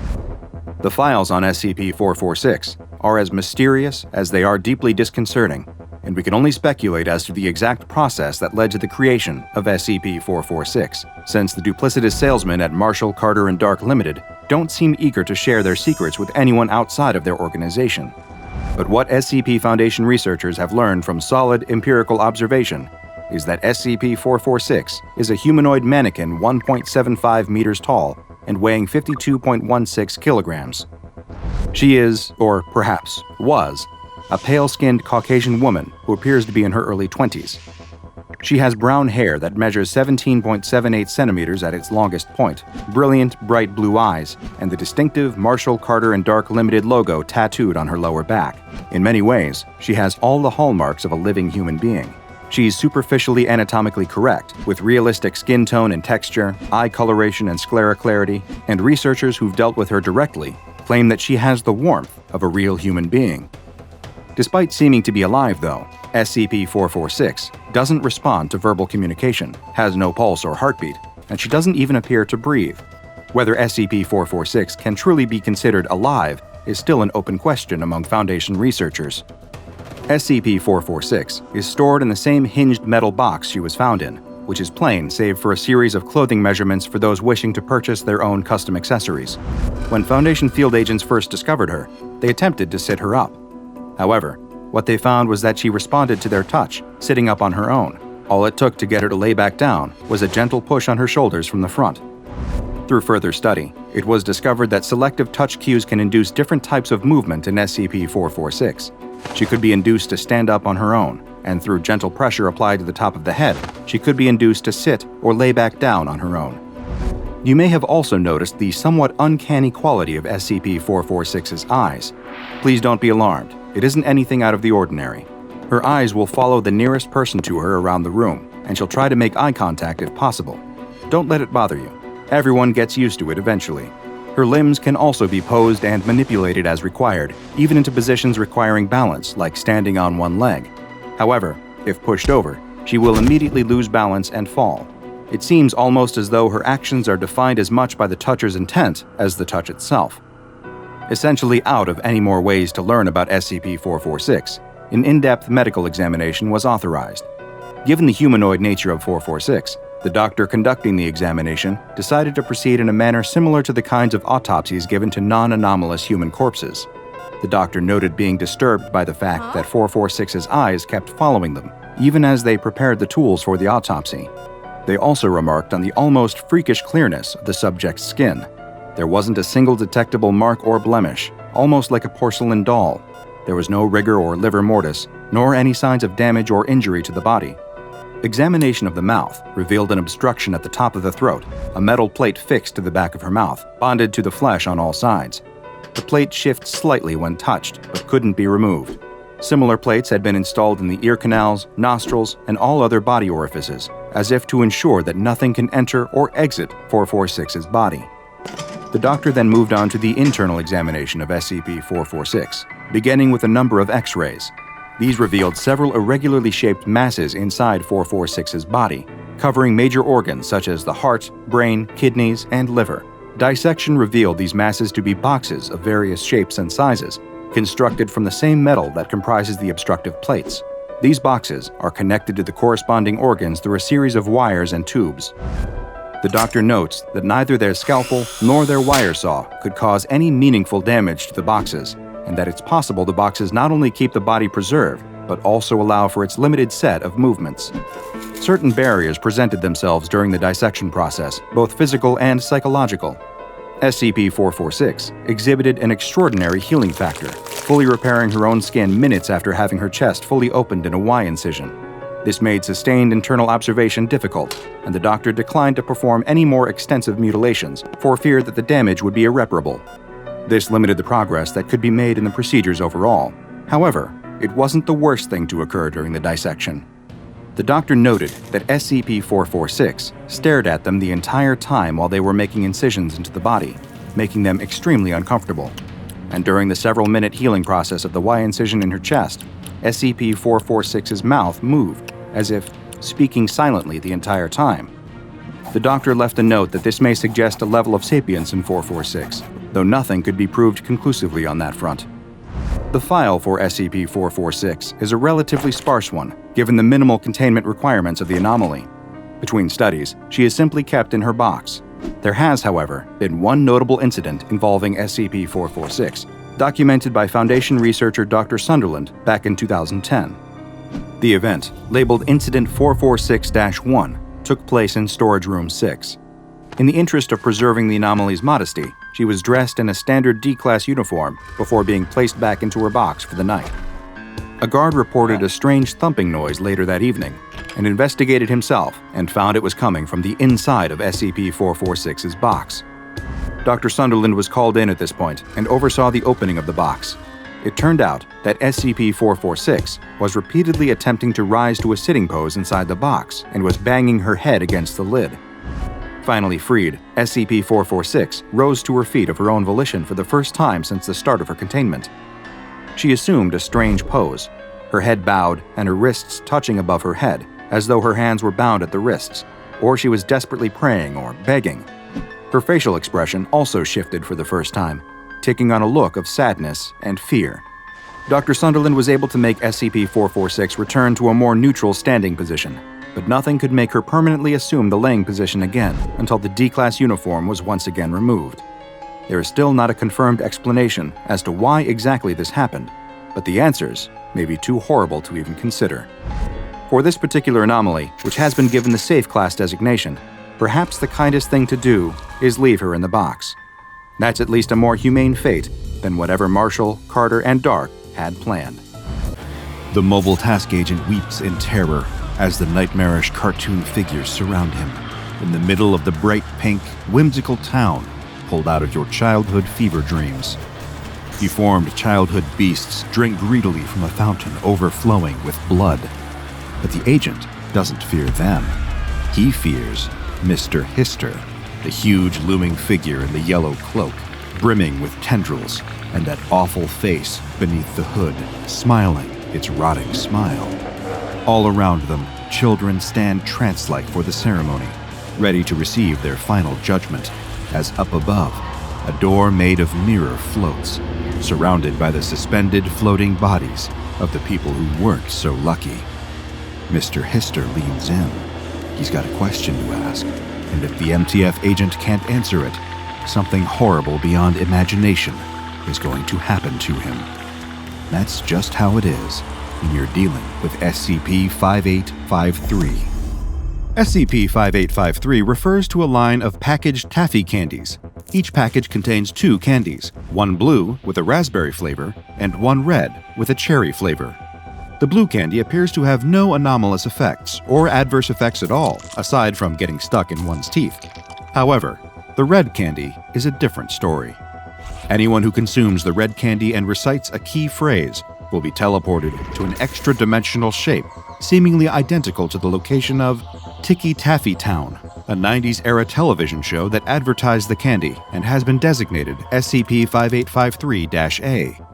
It was the UIU, a branch of the FBI specialized in investigating paranormal occurrences, who first identified the anomaly after they noticed a correlation between the airing of SCP-5853-A episodes and the disappearances of children. The show and its corresponding candy have been linked to approximately 3,500 child disappearances between the years of 1994 and 1999. As the UIU looked into unexplained disappearances during these years, a peculiar pattern began to emerge among several cases. The missing child was most recently seen in or entering a kitchen pantry. The only evidence left behind was a pile of open Ticky Taffy wrappers, specifically the blue raspberry variety. Shortly before their disappearance, the child was watching an episode of the show featuring the character Mr. Hister, and the missing child's parent could hear the show's theme music just before the child vanished. After a UIU operative's child joined the list of missing kids, the case was turned over to the SCP Foundation, along with all of the UIU's findings up to that point. Though episodes of Ticky Taffy Town can no longer be accessed by the public or by anyone outside of specific Foundation-approved testing, there are descriptions of the show's 5 main characters, or entities, included in the official file. They range from standard children's entertainment fare to imagery that is deeply disturbing. First, there is the fatherly, patient Mr. Squibbles, a bipedal humanoid with the head of a plush octopus and a wardrobe consisting of khaki trousers and a red sweater vest. He is responsible for imparting each episode's lesson. Next, there is Mrs. Bobble, a stereotypical clown with blue hair, white makeup, a red nose, and oversized, multicolored clothing. She acts as the questioner of the episode's theme or lesson, raising these questions with Mr. Squibbles. The source of mischief in Ticky Taffy Town is Kizzywink, a small entity resembling a bipedal feline with humanoid hands and an oversized head. Though the entity is mischievous, it is also benign and largely childlike in its behavior. Kizzywink has a companion named Franzipans, a small, round, plushy avian with a hammer in place of its beak. Acting as an annoying sidekick to Kizzywink, the entity will fly around the screen and hit the other entities with its hammer beak as a form of slapstick comedy. And then there is the infamous Mr. Hister. This entity is not depicted as overtly hostile, but its appearance is the most troubling in the show. This humanoid entity stands approximately 2.3 meters tall and wears a long, golden-yellow robe with a hood. The entity propels itself through the world with tentacles that emerge from beneath its cloak. Any attempts to produce an official description of the entity's face have proven difficult, due to the notable video distortion effect caused when the entity enters the frame. The closest current description of its face describes it as resembling a misshapen, tumorous human skull. A standard Mr. Hister episode of SCP-015-IT begins like most children's shows, with vivid colors, pleasant lighting, and cheerful music, as the main cast teaches standard lessons such as how to tie your shoes, why it's important to brush your teeth, and the value of honesty. When Mr. Hister enters the frame, however, everything changes. The video quality dulls, the colors become oversaturated to the point of becoming almost nausea-inducing, and the contrast decreases dramatically. The visuals aren't the only thing that change in Mr. Hister's presence. The subject matter also shifts in tone, as Mr. Hister torments the rest of the characters with nihilistic and distressing lessons such as, "Your parents will soon die, and so will you," and "I feel nothing but the nothingness," or the particularly evocative, "You may not believe in the slaughter, but the slaughter believes in you." When Mr. Hister leaves the scene, he always recites this phrase, "I shall now be departing to the land of right, with the truth of red, to be my might." This phrase is thought to be related to the various child disappearances attributed to the show. On January 4, 2000, lead researcher Frank Monroe conducted the first test involving SCP-5853-A. Accompanied by junior researchers Tracy Klaus and Morgan Eskew, and supervised by Ethics Committee consultant Jennifer Lamb, Monroe began the test with D-Class 643980 restrained to a detainment chair in the middle of an observation room, placed in front of a television set. D-643980 was also hooked up to standard medical equipment to measure his vitals, while the junior researchers scanned infrared, ultraviolet, and other frequency wavelengths of the television program for any anomalous activity. With this setup in place, lead researcher Monroe signaled for the test to begin. The television was switched on and began to play Ticky Taffy Town Season 1, Episode 3, the first on-screen appearance of Mr. Hister. As the episode began, everything proceeded normally, aside from a small increase in Hume levels. As it progressed, however, the D-Class became increasingly agitated, his heart rate and perspiration increasing. He demanded to know why the show was chosen, explaining that he had childhood memories of the program. His younger brother used to watch the show all the time, until he disappeared. Upon hearing this, Ethics Committee consultant Jennifer Lamb became visibly distressed, but advised the research team to proceed with the test in spite of this unforeseen emotional component. After the episode finished, D-643980 was freed from his torso restraints and given a microphone, earpiece, receiver, and shoulder camera mount. He was then given a package of SCP-5853, at which point he remarked that he ate them as a child, but only ever ate the raspberry flavor, while his brother preferred the cherry. He was instructed to eat the cherry piece, then recite the phrase, "Flesh is not the truth." At this point, the theme song of Ticky Taffy Town filled the room, and the D-Class vanished from sight, disappearing from the observation room altogether. Dr. Monroe was able to maintain communication with D-643980 via the microphone and receiver, and the research team monitored his video feed. The D-Class began in a dark place, with one single stream of light splitting the center field of view. After some resistance, he continued into the unknown, stumbling out of Mr. Squibble's treasure chest.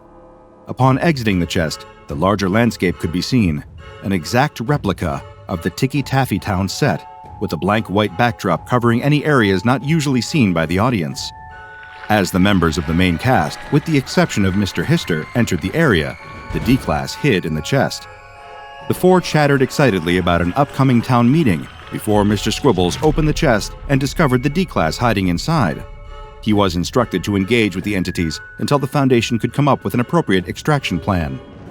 The D-Class became distressed and swore, prompting Mrs. Bobble to turn a glowing red until Mr. Squibbles calmed her down.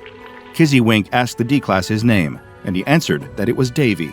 At this point, the entities instructed Davy to follow them to the town meeting, where he would be their esteemed guest. Together, they left the house, entering an area made up of the miniature town from the show's opening sequence, only grown to full scale. In the background was the same vacant white backdrop, as well as seemingly infinite copies of the same town landscape. Davy and the group followed a long road toward a cobblestone town square. As the research team watched the video feed, they could see that other pathways in the background were occupied by their own versions of the main cast of characters, all walking toward the same central location. These groups were accompanied, much to the horror of the research team, by small children. Each of the houses along the path was printed with a number corresponding to an episode of Ticky Taffy Town that featured Mr. Hister. According to the research team's calculations, this amounted to 31 episodes of the show that were actively able to steal children. Dr. Monroe suggested sending in a mobile task force, but Jennifer Lamb refused to sign off on the request, concerned about the unknown nature of the location and the potential ramifications of sending MTF members inside. While the research team was debating about the next steps, Davy and his new friends reached the town square. There were over 100 entities and 200 children gathered together there. Some children were weeping, others stood silently, eyes ringed with dark circles from lack of sleep. Every single one of them looked utterly terrified. The entities began to chant together, "I now arrive to the sea of sin, with the red of my flesh to offer him." A mirror-like rectangle appeared above the town square's fountain, spinning until it blurred into a black void. Then, Mr. Hister emerged from the darkness. Mr. Hister addressed the crowd, calling out, "My children, it is time to tell Mr. Hister what lesson you learned today." He selected a young girl from the crowd and asked her to recite the lesson she learned. She answered, repeating a lesson from Mr. Squibbles concerning the importance of tying one's shoes. Mr. Hister replied, "Your prize is to pass through the mirror and into the dreamlands." He lifted the girl into the air and tossed her into the mirror behind him. She screamed and disappeared. He proceeded to call up child after child, asking them to repeat the lesson that they learned. When they answered, they were tossed into the mirror. If the child couldn't remember their lesson, however, well, the less that is said about that, the better. Before long, the fountain was filled with deep red water, which the other Ticky Taffy Town entities greedily slurped up. Eventually, Mr. Hister turned to Dave, asking him what lesson he learned. Dave struggled to answer, guessing a phrase that Mr. Squibbles said, "Don't make Mrs. Bobble upset, lest you fail his hideous test." This was the wrong answer. Mr. Hister lifted Dave into the sky, where he was suspended upside down alongside other humanoid figures, one of whom he recognized as his long-lost younger brother, Jeremy. At this point, Dave stopped responding to Dr. Monroe and his research team. The camera feed remained active for 3 days, suspended upside down next to Dave's body. On screen, a continuous stream of red liquid, presumed to be blood, could be seen flowing over the lens. The feed was cut short, and Dave was presumed lost. As harrowing as it was, this initial test provided the SCP Foundation with some vital information on the inner workings of SCP-5853-A. They were able to determine that, depending on the answer a stolen victim gives, they will be able to affect their own fate. If the victim answers Mr. Hister's question, "What did you learn today?" with the intended lesson imparted in the episode, they will be passed through the mirror. What awaits them beyond it, no one but Mr. Hister knows, but it is unlikely to be anything good. If the victim answers with a lesson they learned while inside of the extra-dimensional space, they will be left to hang upside down with Dave and the rest of those suspended in the air. If they don't remember, or lie about forgetting their lesson, they will be consumed by the entities. But there is one way out. If the victim answers by repeating or summarizing Mr. Hister's darker lesson from the episode, the victim will be released from the extra-dimensional space and transported back to the place they vanished from. For example, UIU Agent Mathis's son, Thomas, reappeared in the kitchen pantry of his home on January 8, 2000, after he did just that. Following the D-Class exploration of Ticky Taffy Town, Dr. Monroe reached out to Jennifer Lamb, requesting that she reconsider her decision to decline MTF operations in the area. She refused to change her mind, telling him to scan media spaces, recall the candy, and call it a day. With the Ethics Committee refusing to approve MTF action, Dr. Monroe instead reached out to his friend, Terrence Bazarian, who occupied an MTF Alpha position. He managed, via appealing to Terrence's role as a parent, to convince him to agree to an off-books, three-man mission into the spatial anomaly of SCP-015-IT The small, unofficial mobile task force began its operation on January 20th, 2000. Frank Monroe served as commanding officer. Terrence Bazarian acted as team lead, Alpha, Robert Falk as right flank, Charlie, and Mohammed Al-Abi as left flank, Delta. Each member of the team was instructed to consume a piece of cherry-flavored Ticky Taffy and recite the phrase, "You may not believe in the slaughter, but the slaughter believes in you." Soon after, all three men were transported into the world of SCP-5853-A. They climbed out of the toy chest to find the cartoonish kitchen, the busily decorated living room, and the door to the outside area. The MTF team got to work investigating the area immediately, making note of the fact that all of the items in the house were fake, simply props for a children's show. The door to the set began to open, and the three MTF members hid out of sight. Monroe warned them to not, under any circumstances, engage with the entities in any way. The cast, with the exception of Mr. Hister, entered the room and began checking the area for signs of new children transported to the world. Alpha was discovered first and opened fire on Mr. Squibbles, who stumbled backward, leaking brown fluid until it collapsed. The remaining entities began to scream as the area dimmed to black. Suddenly, everything was dark and silent. The MTF feed switched to night vision as Delta, Charlie, and Alpha began to explore the area. Monroe ordered them to get to the town center as fast as possible and tell Mr. Hister the key phrase, so that they could be transported back to the SCP Foundation site. As he delivered the instructions, his audio feed began to degrade until the MTF officers could no longer hear him. Left alone in Ticky Taffy Town, they had to proceed on their own. As the officers resumed motion, Franzipans flew at Charlie's head at top speed, its hammer beak colliding with the man's head and sending him careening into a nearby wall. The impact was fatal, and Agent Charlie collapsed to the ground, dead. Agents Alpha and Delta continued firing on Franzipans, and Alpha ordered Delta to head toward the door and make his way out. When he reached the door, however, Mr. Squibbles was waiting on the other side. It grabbed Agent Delta as an instance of Kizzywink used its claws to kill him. In a heroic dying act, Agent Delta pulled the pin from one of his incendiary grenades and charged at Mr. Squiggles, blowing them both up.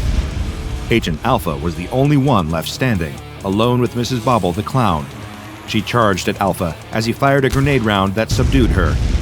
Taking his moment, Alpha escaped the building, navigating his way through the pitch-black landscape. Alpha used his night vision view to navigate a narrow path toward a single light in the distance. He walked for approximately 182 minutes, at which point he remarked on the sensation of the path deepening, lengthening, and pulling him down. He began to approach the town square before everything faded to static. When Alpha's video feed returned, he was standing in front of a white wooden door. He reached out to open it and spotted a woman that appeared to be Jessie Bazarian, his wife, sitting in a rocking chair and humming a lullaby to the infant in her arms. He attempted to speak to her, but she addressed him in the manner of Mr. Hister, saying, "See the mirror, through the mirror. The mirror is the only salvation. Salvation achieved by sacrifice to he who is divine among the dreamlands. Release yourself through the mirror, ascend through the mirror, transcend through the mirror." Alpha screamed, collapsing to the ground. When he regained consciousness, he was face to face with Mr. Hister himself. The entity smugly asked, "Terrence, what did you learn today?" Rather than reciting the key phrase and attempting to return home, Alpha pulled the pin from his remaining grenade and let it fall to the ground. The video feed cut out, and the entire mobile task force that entered Ticky Taffy Town that day was presumed dead. 2 days later, Dr. Frank Monroe sent out the following email.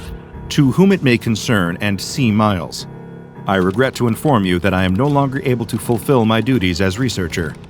I have come to the realization that Lamb was right, although I don't agree with her. I can't keep trying to save the world from the things we study. It's not about how far I can probe. It's for our own protection. I need to know when to call it quits. I could spend X number of dollars and X number of lives sacrificing to whatever to wherever I think, or wherever I think the mirror may bring us, who Mr. Hister might be, or the implications of a clown entity called Bobble. I could try to chase these down to their penultimate conclusion, sacrificing MTF, D-Class, and innocence alike. Lamb, she was right. God, I'm sorry, Terrence. All SCP-5853 needs is to be hidden, in the dark. I'm sorry, I'm just not made for this. Not anymore. I can no longer do this. Let me forget. Let me go back. Consider this my resignation. Respectfully, Dr. Frank Monroe. After a review by the O5 Council, Dr. Monroe's resignation request was denied.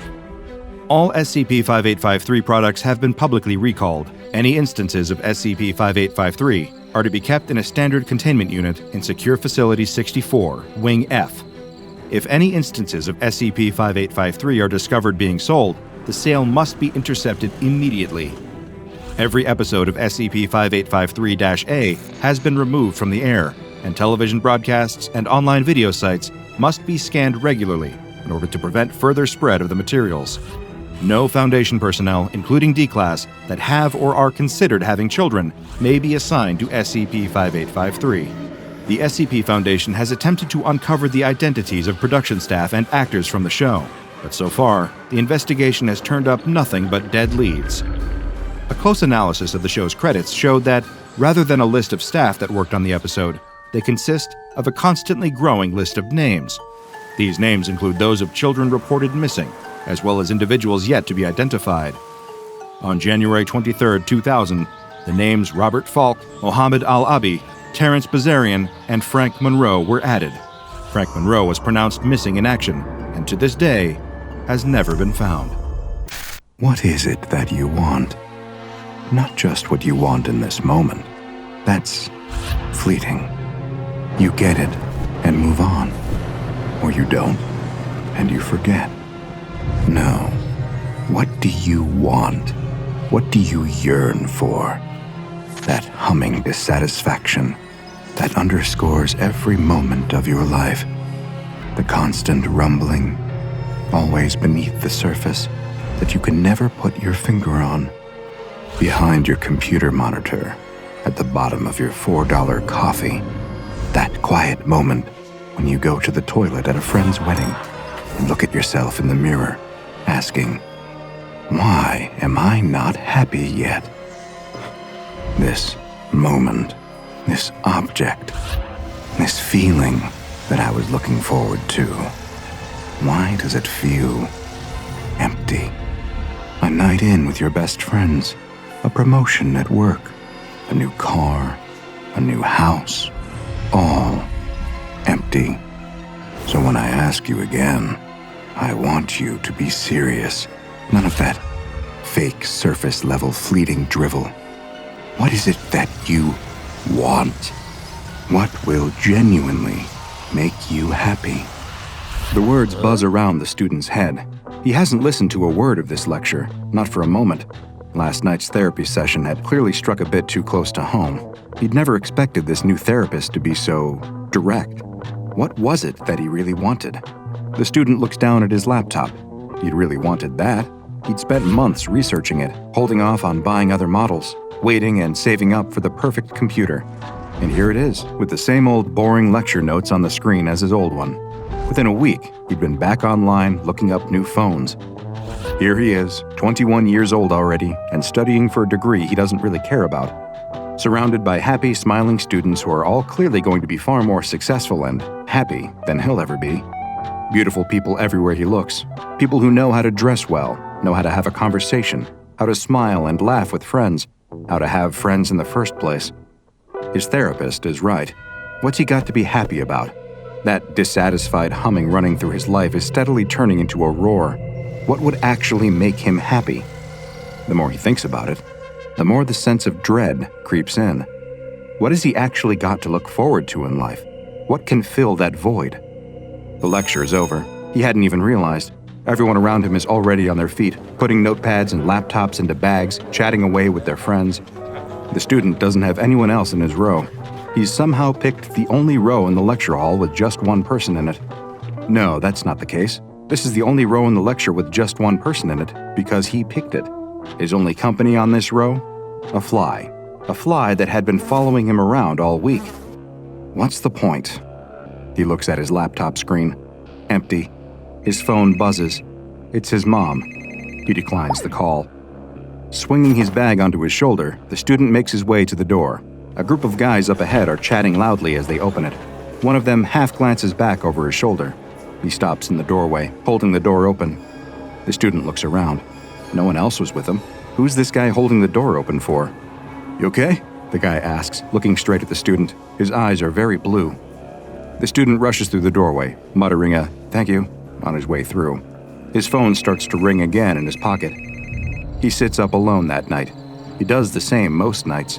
Even if he wanted to, he wouldn't be able to fall asleep. Sharing a house with 7 other people, there's a party happening in one part of the house pretty much every night. The thumping bass is the only sound to reach the student as he sits quietly at his window, looking out at the bags of trash lining the street and the couple across from him arguing on their porch.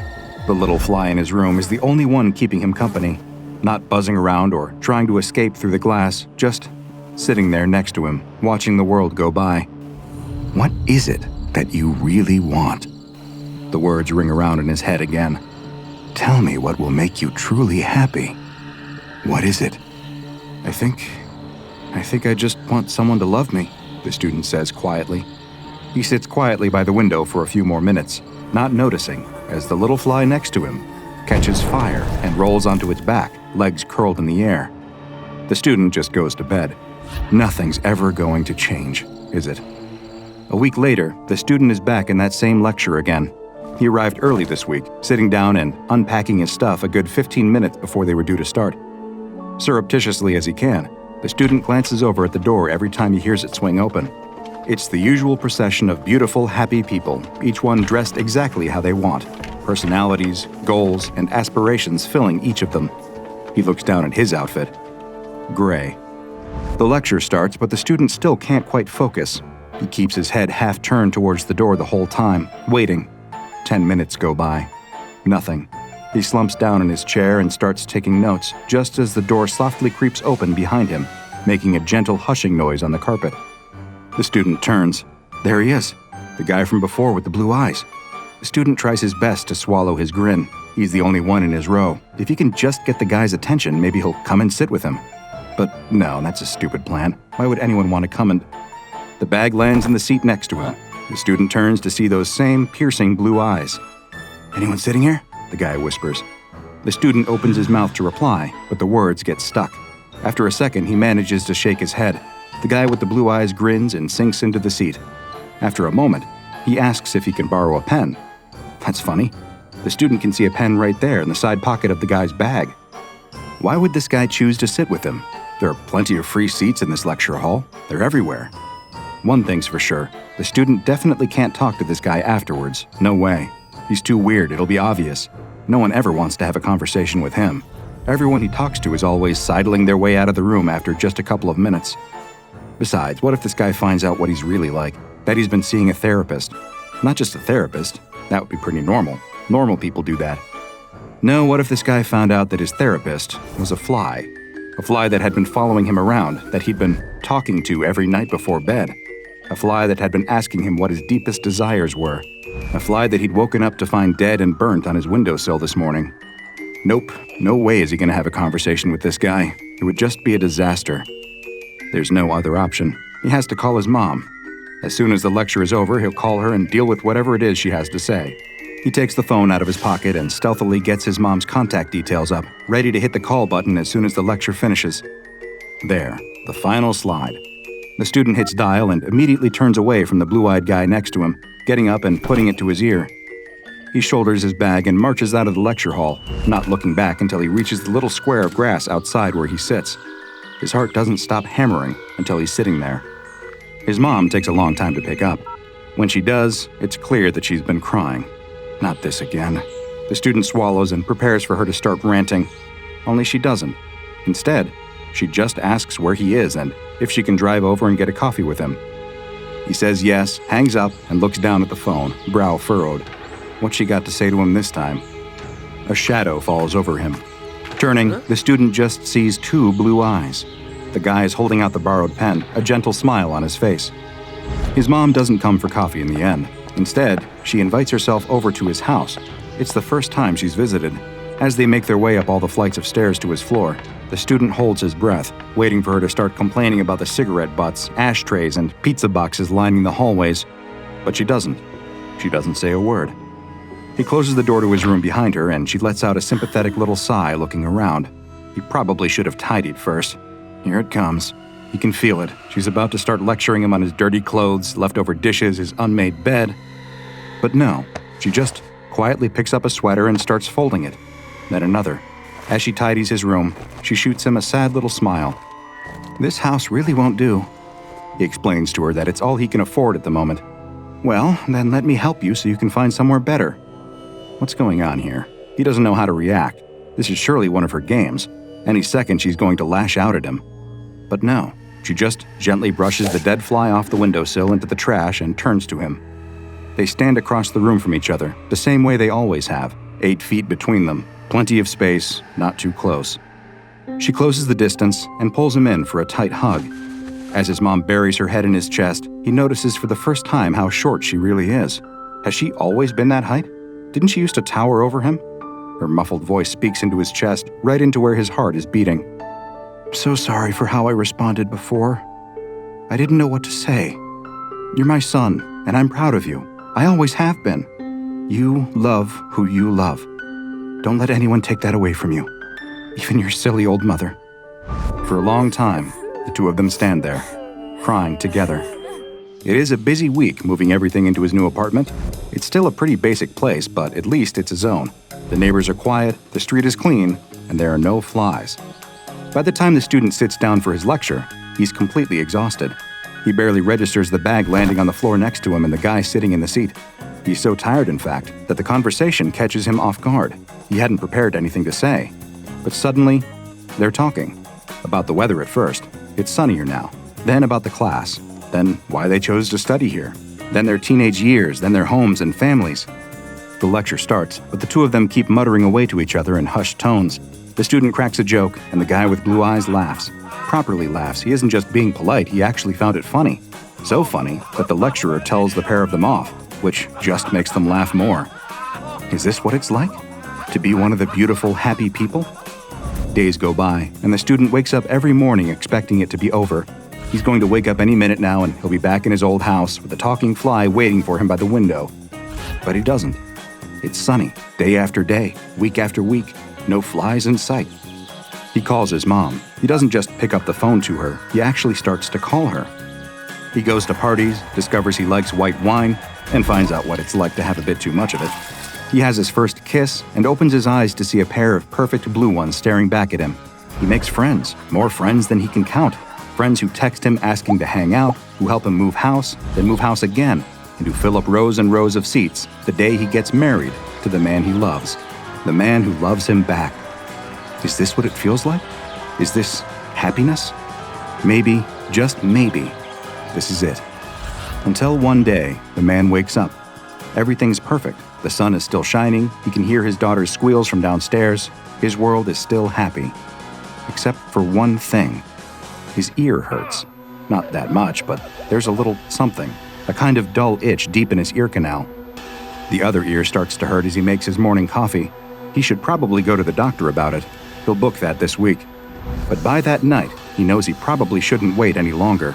He lies awake deep into the night, feeling his lungs tightening. You're not supposed to feel your lungs, are you? But it's not just his lungs. It's his throat, too, and his bowels. All of a sudden, his stomach starts convulsing. He throws off the sheets and rushes into the bathroom, not quite making it to the toilet. His vomit splatters across the tiles. He must be getting delirious. That can't be right. It looks like his vomit is moving, wriggling, and crawling. His husband appears behind him, switching on the light. The two of them stare in horror at the writhing maggots covering the bathroom floor. The X-rays and MRIs paint a grueling picture. Each progressive scan over the next couple of days looks worse than the last. what had once been healthy flesh and organ tissue steadily has deeper rivets chaotically eaten into it. The maggots work their way through the man's throat, lungs, stomach, sinuses, ears, bowels, and urethra. In some places, they run out of flesh and end up burrowing their way out of the surface of his skin. By the time the maggots mature into flies, the man is on his deathbed. Excessive blood loss, organ failure, and multiple infections have worn his body down to a husk. There's nothing left to be done for him. All that the man's husband, children, mother, and countless friends can do is stand by and watch, as one by one, thousands of flies emerge from the body of the man they'd once loved so dearly. Heartbreaking as it may be, this is the sad reality of what you sign up for when you make a deal with SCP-015-IT, known informally as the Fly. This SCP on the surface seems like one of the most harmless that the Foundation has encountered, taking the appearance of a common housefly. It has no extraordinary physical properties, nothing apparent to distinguish it from any other fly, and yet, it is one of the most powerful entities with an apparent ability to somehow alter reality itself. It is believed that SCP-015-IT only exists in one instance at a time, though this is very difficult to prove given the sheer number of flies that exist around the world. As soon as one instance of SCP-015-IT dies, a new one seems to manifest in a random location. Naturally, this makes studying the fly very difficult indeed. As far as the Foundation is aware, the fly communicates with its human target telepathically. It interrogates them, trying to discover what they want most in the world. It will then offer the individual that exact thing. If they refuse, it will make increasingly grand offers, tempting them with greater and greater promises until they accept. When I said this was one of the most powerful known SCPs, I was not exaggerating, because this fly does not make empty promises. Do you want to become a millionaire? You might wake up tomorrow to a number of anonymous bank transfers or a handful of lottery tickets pushed through your letterbox. Do you want to become an opera singer? The next time you sing in the shower, you'll find a whole new voice coming from your chest. Who knows, you may have left the window open and a superstar agent could be strolling by your house at that exact moment. Whatever it is that you tell the fly that you want, it will be granted. The little insect will catch fire and die straight away, appearing somewhere else in the world, ready to start talking to someone else. Your answered wish may not always take the form you expect, but it will be given to you, just like our student finding love everywhere he went for the next 6 years. Or, to be more precise, 2,376 days. You see, as soon as you make a deal with this fly, the clock is ticking. For 2,376 days, you will be free to enjoy your dream coming true, no strings attached. Until one day, you wake up with a little bit of discomfort, like something growing inside of you. Eggs, anything from 5,000 to 20,000 in number, will suddenly appear throughout your body. In your digestive system, respiratory system, and even your muscle fibers, small maggots will be born comprising all known Diptera species. They will steadily eat away at your body, feeding their way out of you and growing into regular adult flies as they emerge. Most individuals die from multiple organ failures during this stage. It can often be difficult to identify the exact cause of death, as the attack on the body's central systems is so absolute, devastating, and swift. If the individual dies before the 2,376th day, then the process is halted and the flies die along with them. Attempts to contain SCP-015-IT have all proven unsuccessful. To date, 6 members of SCP Foundation personnel have been targeted by the fly. Each of them have tried to make a different wish to contain the fly, but each has had a loophole exposed. Senior researcher Elizabeth Gao requested the death of SCP-015-IT, which the fly interpreted as the death of that manifestation, combusted and returned in another instance. Senior researcher David Roberts asked for the permanent containment of SCP-015-IT. The fly then stood totally still, allowing itself to be taken into secure containment below Site-63. But sure enough, after 2,376 days, the researcher died, and the fly was discovered to still be manifesting around the world.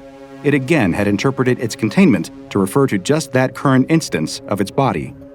A later researcher requests knowledge of how SCP-015-IT functions, at which point the fly combusted and a document containing all known information about SCP-015-IT, everything I am telling you now, appeared before the researcher, who later died. The penultimate test conducted by SCP personnel proved to be the most chilling. Dr. Patrick McGann asked the fly if it could provide clear, understandable knowledge of SCP-3063 other than knowledge currently possessed by the SCP Foundation. The results of that exact experiment and the next one were provided for him, including details of his own death, which he immediately fulfilled.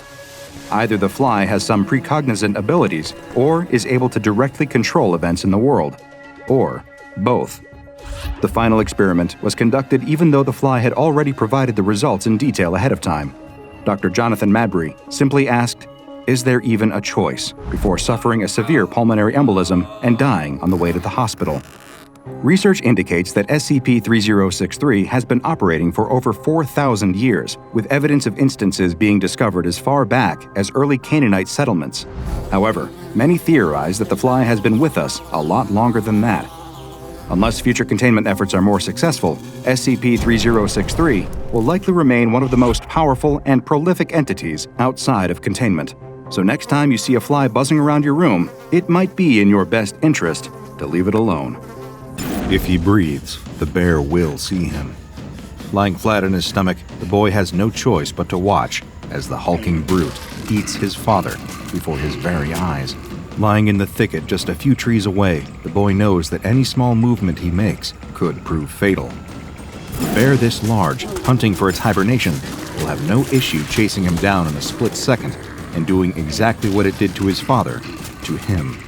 The boy is utterly powerless. All he can do is stay deathly still and watch. They'd found the tracks too late. On the way back to camp, they'd been following the wooded cliff that lines the ocean's edge. Bows and salmon slung over their shoulders, they'd been so proud of their catch and the prospect of bringing it back to the tribe that they hadn't kept their wits about them. By the time they'd seen the enormous prints in the dirt, the sound of lumbering footsteps were already echoing through the trees behind them. The boy's bow is too far out of reach. He dropped it when his father pushed him into the thicket. He's got the knife hanging at his side, but he doubts it's long enough to even get through the bear's fatty hide. In contrast, the only thing protecting him from its bite is the leather hide slung across his shoulders and a woven garment from the tribe's elders. One slash of the bear's claw, and he'd be. A breeze ruffles his hair. The boy's eyes widen in horror. That wind hadn't come from in front of him, but from behind, blowing his scent, his fear, directly towards the bear's nostrils. The boy plants his muddy palms into the dirt, staring at the animal. Its nostril twitches, then twitches again. It half turns its head, sniffing the air. Maybe it won't bother with him. The bear's turning back to its meal already. The boy lets out a sigh of relief, and a twig snaps. The bear snarls and whips its head around. For a second, the two of them lock eyes, predator and prey. Then the boy takes off running. Fast as he can, he leaps through the undergrowth, ferns and nettles whipping at his shins.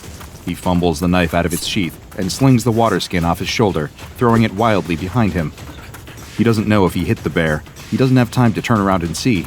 It's going to be on him in an instant. Up ahead, he sees sunlight streaming through the thick trees, the cliff edge. If he can just get to that, maybe he can climb down and...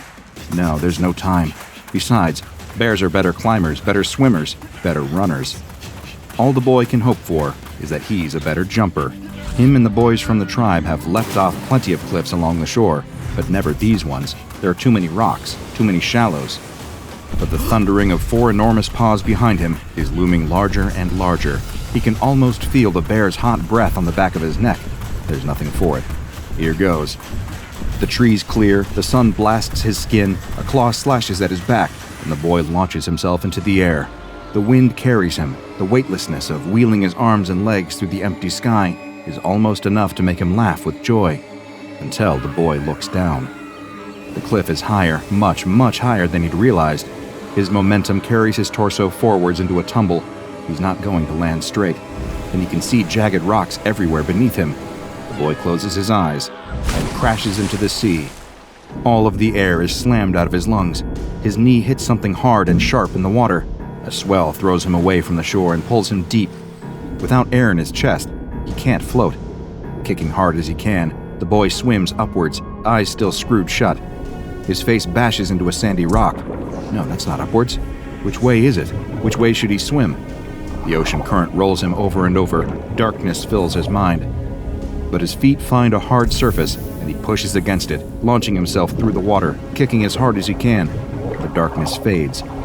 Light. The boy's head breaches the water, and he splutters for air, rubbing the water out of his eyes. He looks around wildly. The sea has carried him away from the cliff and out into open water. It's lifting and dropping him with each wave, carrying him this way and that, like a flower in the wind. And there, traversing the cliff face, scrambling down the rocks, is the bear. The boy's stomach turns. It reaches the bottom of the cliff and sees him there in the water. Tipping back its head, it roars at an almighty volume, deafening the boy over the sound of the waters. Even from this distance, the animal looks impossibly large. It dwarfs the boulders that line the water's edge. It slips into the water, barely making a ripple, and kicks off from the shore. Going straight for him, the bear is covering the distance so fast, he only has seconds left. With barely the strength to keep himself afloat, the boy knows he'll never be able to outswim this creature. Instead, he takes a deep breath and looks up at the woods, remembering all of the happy moments he'd spent in there with his father. A current swells beneath the boy and almost throws him out of the water. An enormous shadow flies through the depth beneath him. A whale? It couldn't be. Whatever it is, the shadow is swimming straight at the advancing bear. So fixated on its prey, the bear doesn't even notice what's approaching until it's too late. The ocean explodes. A blast of water as tall as the cliffs themselves shoots up into the air and showers the boy's head. Somewhere in the midst of the spray, a monster erupts from the depths. Snapping its jaw around the bear, it lifts the animal into the air and throws it against the cliff. The impact is so strong that a small landslide follows the bear's rolling body as it tumbles back towards the water. But the boy has eyes only for the monster emerging from the sea. Crawling up the rocks with one gnarled foot after another, the boy can hardly make sense of what he's looking at. It seems to have some kind of scaly hide, harder than the rocks surrounding it. A wave crashes against the monster as it leers over the bear and sinks its teeth into the animal's hide. Unable to look away, the boy kicks out and starts swimming away up the coast. Only once he's a long way around the bay does he dare to clamber out and back onto land. That night, once the rest of the tribe have gone to sleep, the boy can't help but lie wide awake in his tent. Without his father here, it's not the same. Quietly rolling up the hide doorway, the boy slips out into the night. They're camped by a small cave with beautiful, smooth walls inside. They say it's the cave of their ancestors, the place where all life started. The fire in the cave has to always burn. Fortunately for him, the cave is empty. The boy stares up at the wall in wonder. Finger drawings of animals, hunters, mothers, shamans, gods, and forests fill almost every part of it. Only one space remains in the corner, a finger painting of the rocky cliffs with the swelling sea beneath. Dipping his finger into the paint, the boy sits by the wall and starts to paint. A terrible monster crawling out of the sea, with a scaly hide stronger than any rock. That's it. You know that from just some finger painting. The archaeologist turns to the group of researchers surrounding him in the cave. UV lights are set up all along the walls, with the blue and violet shapes revealed all across the stonework. The archaeologist can't help but empathize with the spiritualism of their long-forgotten ancestors who'd lived in these caves thousands of years ago. The professor was the one who asked the question, a cold woman, standing well over 6 feet tall with a crop of fiery ginger hair. To him, she seems less of a scientist and more of a military leader. But what does he know? "Walk with me," she says and leads him out of the cave. Personnel fills the surrounding area. Most of them are armed.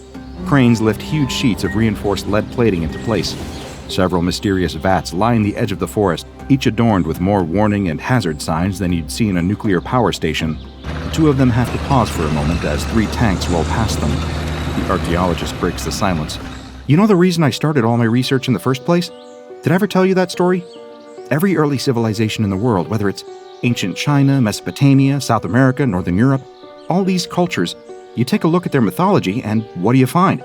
The professor ignores him, instead choosing to bark orders at a group of agents talking over coffee. They all immediately dump their drinks and get back to work. What one thing do they all talk about, even though it never existed? Dragons. All these disparate people with no contact with one another, all of them still draw pictures of dragons. The professor stops walking at the edge of the cliff. The pair of them stand there, surveying the vast ocean stretching out in front of them, as researchers, agents, and workers rush around behind them. After a long pause, the professor asks him to proceed. In ancient Hebrew texts, when they talk about God creating the world in 7 days, what happens on day 5? The professor flicks the hair out of her eyes and replies curtly, "God created fish in the sea and birds in the sky." Well, not exactly. Look at the original Hebrew. He created all of the fish that teem in the sea, sure, but he also created Leviathan, a serpent-like monster from the depths, as old as the world itself. You think that's what we're dealing with? Maybe. Or something worse. By nightfall, preparations are operational. Enormous floodlights switch on, one after another, illuminating an enormous steel box with an open lid at the top, surrounded by armed agents, huge net launchers, and several tanks. It all seems a bit excessive as far as the archaeologist is concerned. He isn't officially still supposed to be here, but in all of the scramble for the Foundation to get the capture site ready, no one noticed that he had stuck around. From the viewing platform several hundred meters away, he has to watch it all unfold through a pair of binoculars. Out above the water, suspended from one of the cranes, is an elephant carcass. The professor told him that the Foundation had even marinated it for extra flavor. He had only been recruited into this project a couple of months ago, but from what he could tell, it's been an ongoing priority for the Foundation for several years now. The scale of the operation of just setting up at this site is already mind-boggling, but they've been chasing up leads like this for years now. Arriving at scenes, they suspect this creature has been sighted in the past and setting up traps for it. He was only brought in out of desperation. The Foundation had exhausted all recent hunting grounds and was trying to cast the net even wider. He'd just been quietly working on his university research paper about ancient reptile drawings when the agents had let themselves into his office. But staring through his binoculars now, the archaeologist knows there's no chance of this operation actually working. They have floodlights, for crying out loud. No intelligent predator would come anywhere near that elephant carcass. Movement. Not in the waters or any of the lit-up areas. No, there's something in the forest line, just behind a group of researchers. He reaches instinctively for his walkie-talkie, then stops himself. How many times had he got jittery before and reported something preemptively? The agents already don't take him seriously as it is. He can't be jumping at shadows. But there it is again, a shape moving fast through the trees. He scans the binoculars this way and that, trying to find it. Just a group of researchers there, some agents there, supply crates, researchers, agents. Wait, weren't there more of them a second ago? He looks closer. Someone's gone missing. He clicks on the radio. South Lookout Team, report in. Nothing. South Lookout Team? A sickening feeling settles in his stomach. With all those bright lights everywhere, they're casting a lot of dark shadows. He has to do something fast. Running down from the lookout point, the archaeologist takes off running through the trees to the site. He holds his radio up to his mouth as he goes, trying to get anyone to respond. But it's hopeless. The thicket cracks and crunches under his feet as he tries to make his way through the dark woods, ignoring the feeling that crawls up his neck of being watched. A boulder blocks his way. The archaeologist grabs onto it with both hands and hauls himself on top of it, stopping for a moment to catch his breath. From up here, he can see the floodlit capture site. The tanks and cranes still sit rumbling, ready to go at a moment's notice, but he can't see any ground crew anymore. He switches the radio to the open channel and calls out for anyone to respond. The professor's voice crackles back at him. What are you still doing here? This is a highly dangerous operation that you don't have clearance for. He yells at her to cancel it. They need to evacuate the site immediately. It's compromised. She laughs derisively and cuts off the channel. No, she has to believe him. People are dying, and more of them will if she doesn't. The archaeologist whispers to himself in the darkness. It's no monster. It's just an innocent creature. You're playing with a power you don't understand. It's strange. For a moment, he swears he almost hears a voice whispering something back to him in the woods. But when he looks around, he's all on his own. He has to keep moving. The creature could be anywhere. Hopping off the jagged boulder, the archaeologist takes off running through the forest once more, looking over his shoulder every few steps. The light must be playing tricks on him. In the darkness, he can't see the boulder he was standing on a moment ago anywhere.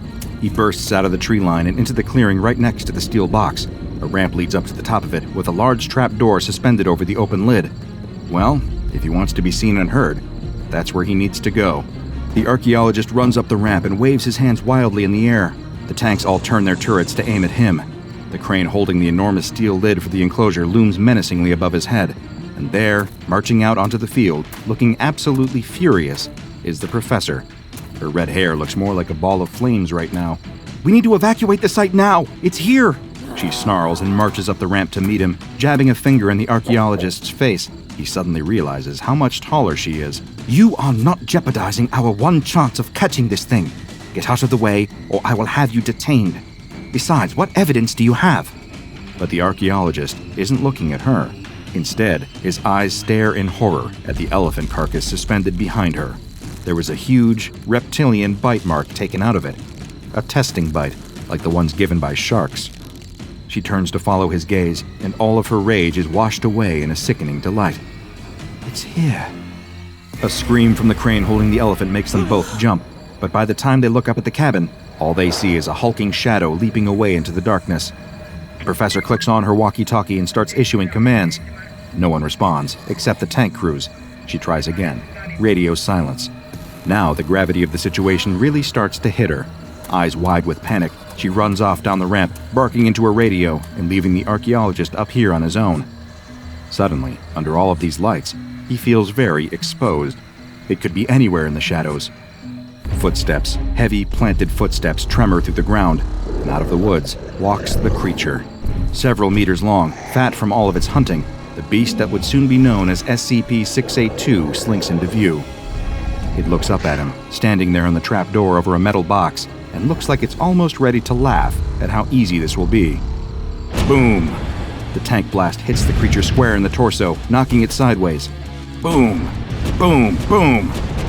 The three tanks open fire one after the other, laying round after round into the colossal reptile, kicking more and more dust into the air. Before long, there's a crater in the ground so large that it looks almost like an asteroid hit it. Smoke and dust fill the air. The archaeologist's eyes fill with tears. That majestic creature, roaming the earth long before mankind ever did, exterminated just like that. Cowards. That's what people really are. Cowards. But as the dust clears, a groaning sound echoes around the clearing. The archaeologist shields his eyes and peers into the crater as best he can, but there's nothing there. Boom! He wheels around and almost falls backwards in shock. The SCP has snuck through the haze and leapt onto one of the tanks. It bites and tears at the armored bodywork, doing all it can to destroy it. In a panic, two of the tanks point toward one another and fire, destroying themselves in the process. The creature rounds on the remaining tank and bites down hard on the barrel. The tank fires, the round going straight down the monster's throat and exploding inside its gut. The backdraft from the blast shoots back through the tank, and a puff of smoke trails out of the hatch at the top. And suddenly, once again, the clearing is quiet.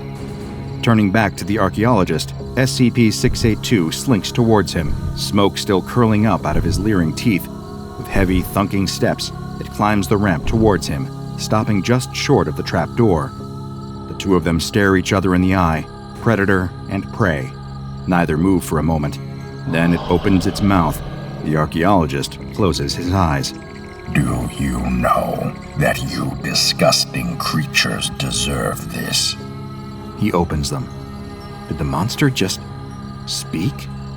What do they hope to accomplish by attacking me?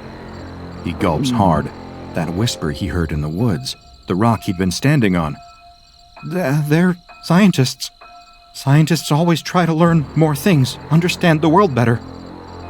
We think you can't be killed, so they're testing their hypothesis.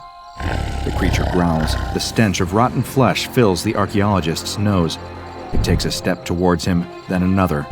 The archaeologist runs. He'll leap off the other end of the platform. It's a big jump, but he could make it. The predator's breath is on the back of his neck. He jumps, just as the trapdoor gives way. With an enormous thud, the SCP falls into the steel enclosure. Before it has a chance to move, the crane unhitches the steel lid, and it crashes down into place, sealing the monster inside. The archaeologist lands in the dirt and rolls onto his back to see the professor, wild-eyed and cheering, up in the crane's cabin. He lies there on his back, panting and staring up at the stars. A clunking sound echoes through the clearing, and the gurgle of a liquid flowing through pipes. He sits up, adrenaline still pumping through him. The professor has plugged a pipe into the metal enclosure and is running gallons and gallons of liquid into it. He follows the tube with his eyes, all the way to the enormous hazardous vats on the edge of the clearing. Hydrochloric acid. His eyes widen in horror. The professor laughs at him. Come on, cheer up. We're just scientists, that's what you said. Just testing a hypothesis. The researcher knows they're risking their career at the SCP Foundation, putting their very reputation in jeopardy. But they can't deny their obsession. The creatures are fascinating, an anomalous insect species with a highly unique pattern of creating habitats inside human beings. The researcher has sidestepped the official approval process, using falsified requisition paperwork to gain access to their new subject in a solitary testing chamber. Everything is off the books, and for months, the insects have been toiling away, making themselves a new home. As they open the secure cell, they know the security officer they paid off will wipe the records of their keycard being used. The researcher steps inside and examines their new hive like a child with an ant farm. The skeleton is withered, misshapen beyond all recognition. Skin has wasted away to the consistency of tissue paper. The researcher wants to see just how much damage has been done. Peering into the gap where the skull used to be, it's immediately clear, even to the naked eye, that a significant portion of the subject's brain is missing. Tens of thousands of insects swarm within the cavity. They have to eat something after all. The portions of the brain that have been left intact are, the researcher has figured out, responsible for regulating the hive's functions. Every twitch could be the few organs left moving inside, or the insect scurrying around. The researcher wouldn't admit it to anyone, but he adores his hive. Getting to examine one this close is something that no other anomalous expert at the Foundation has ever managed to accomplish. It makes it worth the risk. Examining the hive, the researcher notes down any recognizable changes in its state. The decay and deterioration has been going on for months now, so long that day to day there doesn't appear to be much difference. That being said, the host still has their eyes intact, and those are yet another food source for the creatures nesting inside. The researcher gently lifts the eyelids, careful not to tear the delicate skin, and shines a flashlight into the unblinking pupils, expecting nothing but lifeless glass. But then, the shock hits. The eyes move. They're following the light. With a scream, the researcher drops the flashlight and rushes out of the testing chamber. They feel sick, alarmed, distressed. They thought the insects only nested in the dead. They had no idea that the hive was still alive. Given the anomalous nature of this insect species and its more concerning behavioral characteristics, several Foundation researchers examining their behavior have taken to referring to them as the bone hive. The Foundation's leading experts in the field of anomalous entomology were initially tasked with performing a full study into possible origins of the species, classified as SCP-015-IT following their discovery. The Foundation's findings have indicated a potential connection between the bone hive and Forficula auricularia, otherwise known as the common earwig. However, the exact nature of the presumed connection between the earwig and SCP-015-IT was somewhat difficult to ascertain, with some skeptical that they are even connected at all. Some researchers within the entomology department became convinced that SCP-015-IT was a previously undiscovered subspecies of Forficula auricularia. It possesses some similar physical traits, such as the flattened, elongated body shape and slender antennae often associated with earwigs, as well as the characteristic pincers at the tip of the abdomen. Their shared physical similarities begin to differ with their coloration. While most earwigs possess a reddish-brown tint, SCP-015-IT has more of a gray, semi-translucent color to its external skeleton. It measures 2.5 centimeters in length, which seems to be fairly standard for its non-anomalous counterparts. However, not everyone agrees. Several anomalous entomologists have pointed out that SCP-015-IT's behavior is vastly different from that of the common earwig. In their view, the differences are so extreme that any biological relationship between the two is virtually impossible. Forficula auricularia are nocturnal, typically scavenging dead plant and animal matter, then hiding under stones or inside rotten logs during daylight hours. They are considered a common household pest to humans, usually invading any small, dark crevices within homes that might be damp enough to lay eggs. Earwigs feed on organic matter, meaning when infesting human homes, they can often consume food that is stored in kitchen cupboards and pantries. Their colloquial nomenclature of earwigs, from the Old English ear beetle, is attributed to the appearance of their hind legs, as these resemble human ears when unfolded.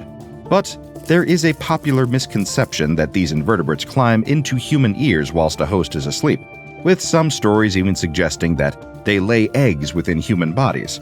While this is patently untrue and not how Forficula auricularia reproduces, The same cannot be said for SCP-439.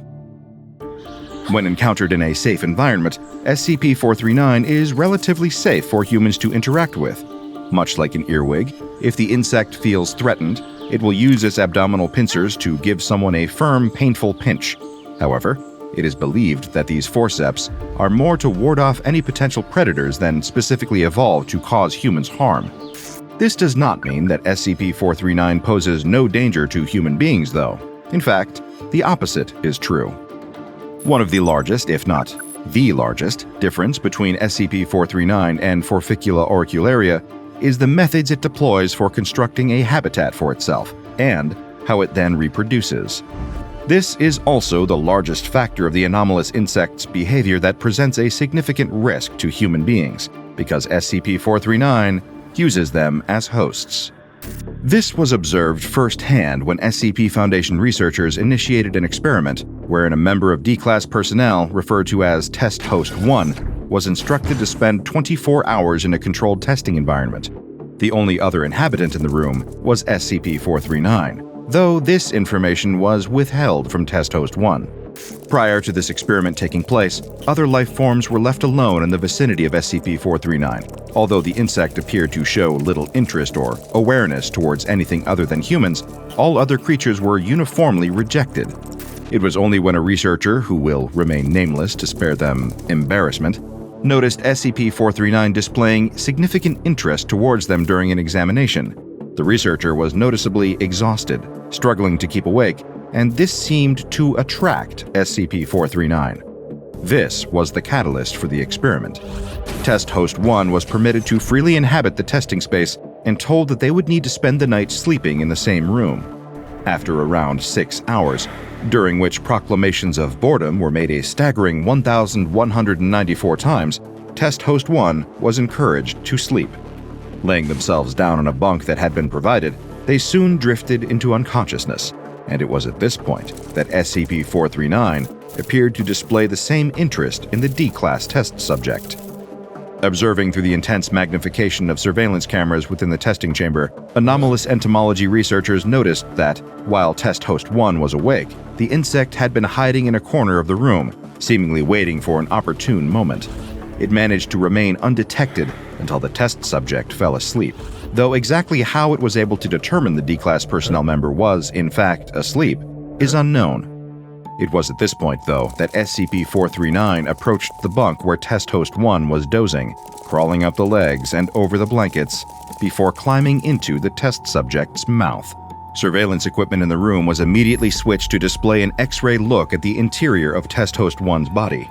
Researchers spotted SCP-439 traversing its way down the D-Class member's trachea, before eventually arriving within one of their lungs. Once here, the insect appeared to situate itself within the lung, using it as a habitat. Observation of Test Host 1 continued, with the subject awakening suddenly around 4 hours later, noticeably in some degree of distress. When questioned about this, the D-Class complained of intense chest pains, as well as showing significant shortness of breath. As they became increasingly frantic, they accused the researchers of administering some unknown substance while they had slept. At this point in the experiment, Foundation wellness handlers were dispatched to the control environment to try and calm the test subject and administer a sedative. However, before an attempt could be made to subdue Test Host 1, they doubled over in severe pain, complaining of excruciating abdominal cramping. They were still struggling to breathe, with the tightness in their chest increasing. An alarm was sounded and an emergency medical code issued for on-site medical staff, who were instructed to resuscitate Test Host 1 without causing any harm to the SCP-439 specimen currently nested in their lung. By the time emergency medical staff arrived, they noted that the subject had a rapidly climbing fever and was struggling to move, eventually becoming incapacitated entirely. Pulse checks confirmed that they were still alive, and medics were instructed to back away from the D-Class and allow the observation to continue. Though what occurred next was pretty hard to miss. Estimated to have occurred somewhere between 4 to 8 hours after SCP-439 entered the lung, Test Host 1's incapacitated body began convulsing violently. They began suffering the rapid onset of a condition that closely resembled fibrodysplasia ossificans progressiva, a normally genetic disorder that promotes the overgrowth of bones, often causing them to grow into muscle tissue. Their body began quickly developing new bones, these protrusions occurring so fast that they quickly began to pierce their way through muscle, flesh, and skin. The process was evidently even more painful, with the D-Class test subject screaming as several bone spurs began to protrude outwards from underneath their flesh. Despite their attempts to treat the resultant injuries, emergency medical personnel were unable to stop the copious bleeding. Their efforts were further hindered by the movement of Test Host 1, as the subject in question appeared to regain some semblance of consciousness, evading the aid of Foundation medics and attempting to hide under the bunk. It was later determined by anomalous entomology experts that something about the process compelled them to seek out shelter, drawn to the nearest darkened, enclosed space that they could find. Some have suggested that if Test Host 1's alteration by SCP-439 had occurred, say within a house, that they might have been drawn towards cabinets, closets, and heating ductwork. Petitions were made by the research teams observing Test Host 1 to continue the experiment without treatment in case of further development in the subject's condition. Despite a staunch opposition from the Foundation's ever-redundant ethics committee, continuation of the experiment was granted, and Test Host 1 was left untreated for 3 whole days. 2 days into the continuation, researchers requested that audio surveillance feeds of the testing chamber be cut, as they grew uncomfortable listening to the D-Class subject's screams of pain. By the 3rd day, the test subject was immobilized, thanks in no small part to the excruciating pain of the new bones growing, coupled with their difficulty breathing. It was at this point that the subject entered what the research team considered the final stage of transformation. Concealed in its new home under the bed, the affected subject slowly huddled into a fetal position, and as observed by X-ray scans, their skeletal structure continued to undergo anomalous changes. Entire portions of Test Host 1's skeleton began shifting inside them. While this was occurring internally, externally, the rest of their body was shriveling, shrinking down to around 3/4 of its original size.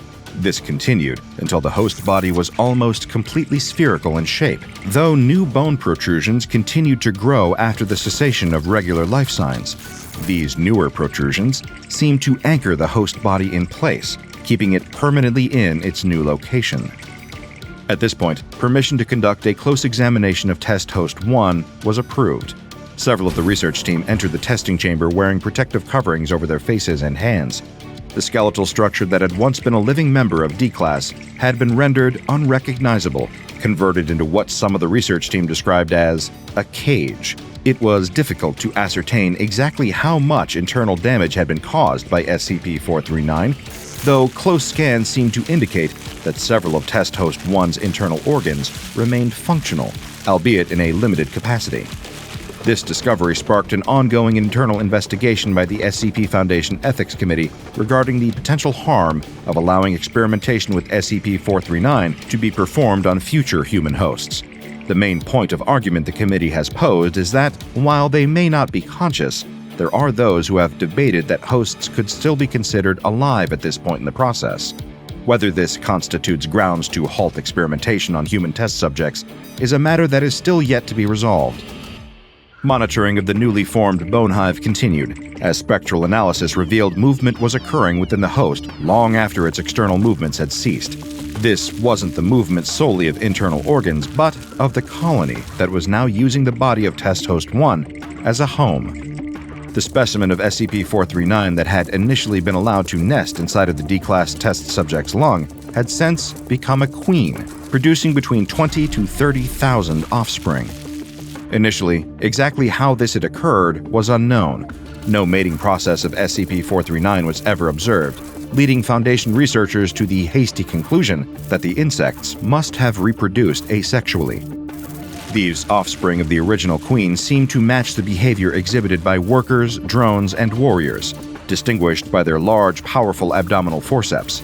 These specimens seem to match the typical roles found in other non-anomalous insect colonies, conforming to an insect hierarchy that was typical of most hive-based creatures. Of all the specimens now active within the remains of Test Host 1, only the queen appeared to be capable of reproducing. For a time, quarantine procedures were considered, as well as total incineration of the bone hive by mobile task force operatives using flamethrowers, in order to prevent a possible infestation. However, once it was confirmed that none of the other specimens posed a significant risk, these safety measures were rescinded. Research teams were flabbergasted by the state of the interior of what had previously been Test Host 1. The structure within was virtually unrecognizable as a human body, with various internal organs having been removed and seemingly destroyed. However, the lack of waste or residual tissue seemed to indicate that these organs had been consumed by the members of the SCP-015 hive and used as a food source.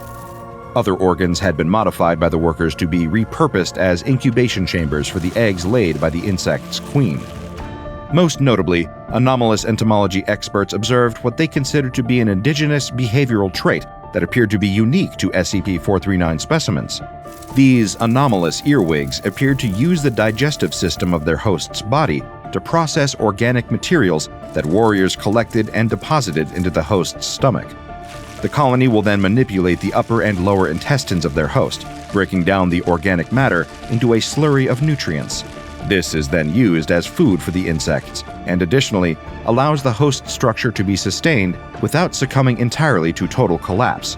The state that hosts are kept in was described by one Foundation entomologist as a waking death. Colonies of SCP-039 cannot exist in perpetuity, however. In fact, their primary biological function appears to be to continue harvesting organ matter from their host until the colony produces a new queen. This occurred within 6 months of the initial implantation of SCP-039 into Test Host 1, though it's estimated that a new queen can be born in as few as 4 months in other cases. Once this new queen has emerged from within the colony's ranks, it will select a drone to mate with. This process completely derailed the Foundation entomologists' prior train of thought. They had previously believed SCP-039 to be capable of asexual reproduction. It appeared that the prior specimen had been impregnated with the necessary offspring to start a new colony at some point prior to being discovered by the Foundation. Once the new replacement queen is inseminated, the work of the existing colony ends. The specimens of SCP-039 will destroy themselves by rupturing the redacted within the host's body, ensuring the majority of the insects are killed while the new queen is protected. Workers and drones are unable to survive outside of the host, while warriors will abandon the hive to die having completed their tasks. These insects cannot consume any organic matter apart from the NutriHive slurry produced by the colony, so they will inevitably die once departing their hive of origin. The sole survivor, the newly formed replacement queen, will then exit the bone hive, fertilized and ready to locate a new human being to serve as the host for the next colony. It appears that these SCP-039 queens are able to stay fertilized in near perpetuity until they have entered a new host, though they cannot implant themselves within any mammals other than humans. The now vacant host of the previous colony will cease any residual life signs following the evacuation. A thorough post-mortem examination of the husk that used to be Test Host 1 revealed that the former test subject had not been killed by the mass trauma of several thousand insects burrowing out of them, but through starvation. Foundation experts in anomalous and altered human biology have posited the theory that the slurry produced by an SCP-039 provides just enough nutrients to keep their hosts on the verge of functionality.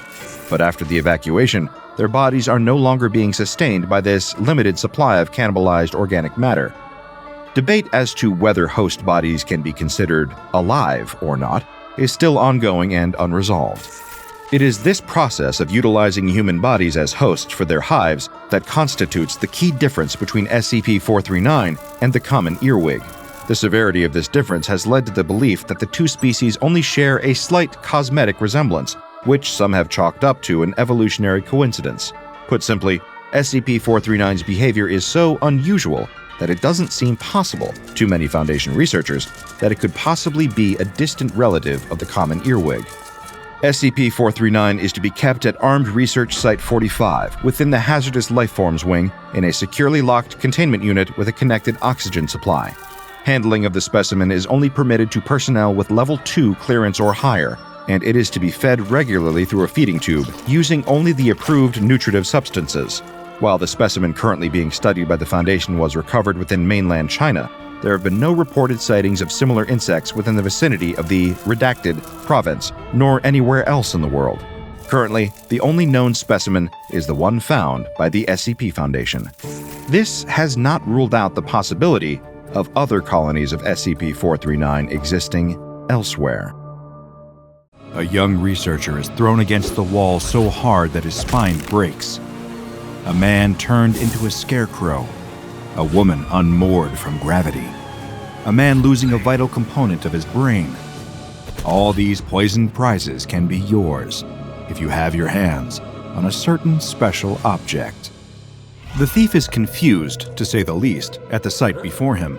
It isn't exactly what he has been expecting to find on his travel to the Forgotten Cave. The strange object is displayed on an altar, with a beam emanating from somewhere above, shining a bright column of moonlight onto it. This must be the treasure that he was sent here for. But what was this strange treasure? He's still aching all over from his long journey, many days and nights spent crossing the desert just to reach his destination. All around the cavern are precious stones and gold coins, jewelry and riches beyond the thief's wildest dreams, and it's all his for the taking, just as long as he fulfills his promise to the strange, decrepit old man he met at the entrance of the cave. The thief steps closer to the altar and examines the object the old man told him to recover. Upon hearing the word lamp, the thief had been picturing an ornate oil jug with a handle and spout, not this thing. The thief had never seen an object quite like it. It's a tall, thin neck that winds upwards from a flat, circular base. The top looks like the hem of a dress, but far smaller and made from green glass. It's a lamp, all right, but not as this thief would know it. He lifts it up to get a closer look and notices something, an empty space beneath the stained glass lampshade. It looks like there's a part missing. Nearby, he comes across another curiosity, a rounded, almost perfect sphere of glass with an elongated protrusion terminating in a metal connector. It seems like it would be the perfect fit for the vacant port on the lamp. So, figuring out how to affix the two, the thief attaches the light bulb to the lamp. To his surprise, the bulb begins to glow a light blue. Cautiously, he places it back down and backs away, uncertain about what is about to happen next. A sudden plume of blue smoke erupts from the lamp, and the thief ducks for cover, thinking the object has exploded. But there's no loud sound, no flames, and this prompts him to peek out from his hiding place to see a mysterious figure emerging from the cloud. It looks to be an older man, hovering above the ground, not legs, but a tail of the same smoke as the rest of his body. Now the thief recognizes what's going on. He's grown up with stories of creatures almost exactly like this one, and it fills him with a rush of excitement. It's a genie. He can remember as clear as day tales about genies. They are mystical wish-givers, imprisoned within lamps and then bound to the person who discovers them. Once it emerges from its slumber, a genie will then offer whoever freed it 3 wishes. Hey, you there. You gonna hide all night? Come on, kid, let's get this over with. What'll it be? The genie asks rather brashly. The thief approaches the smoky, translucent figure and immediately knows exactly what to do. He's already thought of exactly what to ask for, the wish that can free him from his life of stealing and poverty. "Genie, I wish for you to make me rich," he says. As soon as he's finished his sentence, the genie vanishes, leaving the thief confused. Surely he still had another 2 wishes. He's startled as the light bulb he had affixed to the lamp suddenly explodes, for real this time, with a spark and a shower of small glass shards. Before the thief can so much as call for the genie to return and demand that it explain itself, he feels a sickly churning in his stomach. Something is very, very wrong. After a few short moments of violent and painful sickness, the thief lays dead on the floor of the cavern. If one from a more advanced period of history were to examine him, they'd find the thief's body exposed to an extremely large overdose of vitamin C, enough to kill him. The genie had made him rich. It just goes to show the old warning to be careful what you wish for is always applicable, especially when you find yourself making a wish from SCP-4035. Although it might look like an unassuming table lamp from the outside, within it stored an ancient entity who also happens to be wildly unpredictable, and a bit of a jerk, to be completely honest. Anyone examining SCP-4035 will notice the first odd thing about it fairly quickly. The lamp itself is rather unremarkable, composed of a simple iron base with a conical lampshade above. Its patterned stained glass sports a number of shades of green, and overall, it looks like the type of lamp you might find at a grandparent's house, or a distant elderly relative who always tells you just how much you've grown when you visit every 5 to 10 years, and whose home decor hasn't changed since the mid-1970s. But the first of SCP-4035's many strange properties is that it doesn't actually seem to work. Closer inspection of the lamp itself will reveal that it doesn't actually have any electrical components whatsoever. There's no wiring running through it, no cable leading to a plug that can be affixed to a wall socket, no switch, nothing. Except for a standard light bulb socket. So naturally, anyone coming across this seemingly useless table lamp will feel compelled to find a light bulb and see if the thing actually works. That's when things get even stranger. Light bulbs placed into SCP-4035 will indeed illuminate, despite the lack of electricity powering the lamp. There won't appear to be anything unusual about its functionality at first, other than the bulbs inserted into SCP-4035 will produce a blue-tinted light. But surely that's just because of its ornate stained glass lampshade, right? Wrong. Shortly after placing a light bulb within SCP-4035, that's when he emerges. Who is he? Well, the Foundation knows him as SCP-4035-1, but for the sake of brevity, let's just call him the Genie. Emerging from the lamp will be an entity that seems to be gaseous in its composition, lacking a tangible, physical form, and instead appearing to be incorporeal, almost like a ghost, or a man made of vapors. This being has been described as having the characteristics of a middle-aged, balding man, looking to be somewhere between his 40s and 50s. Whenever he appears, the Genie always looks the same, always sporting a patchy brown suit coat. Beneath, however, he has no visible legs, and in their place is a cloud of blue gas that emanates from the lower body of SCP-4035-1. As soon as SCP-4035-1 appears, he will strike up a conversation with whoever placed a light bulb in the lamp that contains him. Now, you might be forgiven for perhaps predicting how the next interaction typically plays out. After all, you've seen Aladdin. A genie appears and offers to grant the person who discovered its lamp 3 wishes. However, the person making the wishes has to be very careful with how they word their requests to the magical entity. One wrong word, and they might find themselves suffering some unforeseen consequences. Or perhaps it unfolds like other myths and fables involving genies. The wishes are granted, but they come at a terrible, maybe even fatal, price. Well, you'd be almost right to expect something like that from this genie, but let's just say that SCP-4035-1 doesn't exactly enjoy doing things by the book. The genie introduces itself, usually under some randomly selected false name. Some favorites of his during past encounters have included Bobby, Spiff, Danny Fry, and Josephi Krakowski. Now you can see why just calling him the Genie is a lot simpler. Anyway, after he manifests, SCP-4035-1 won't offer 3 wishes, but instead offers to sell a product to whoever placed a light bulb in SCP-4035. Attempts to ask the Genie to elaborate on the product being offered are usually met with an evasive response and little detail being revealed.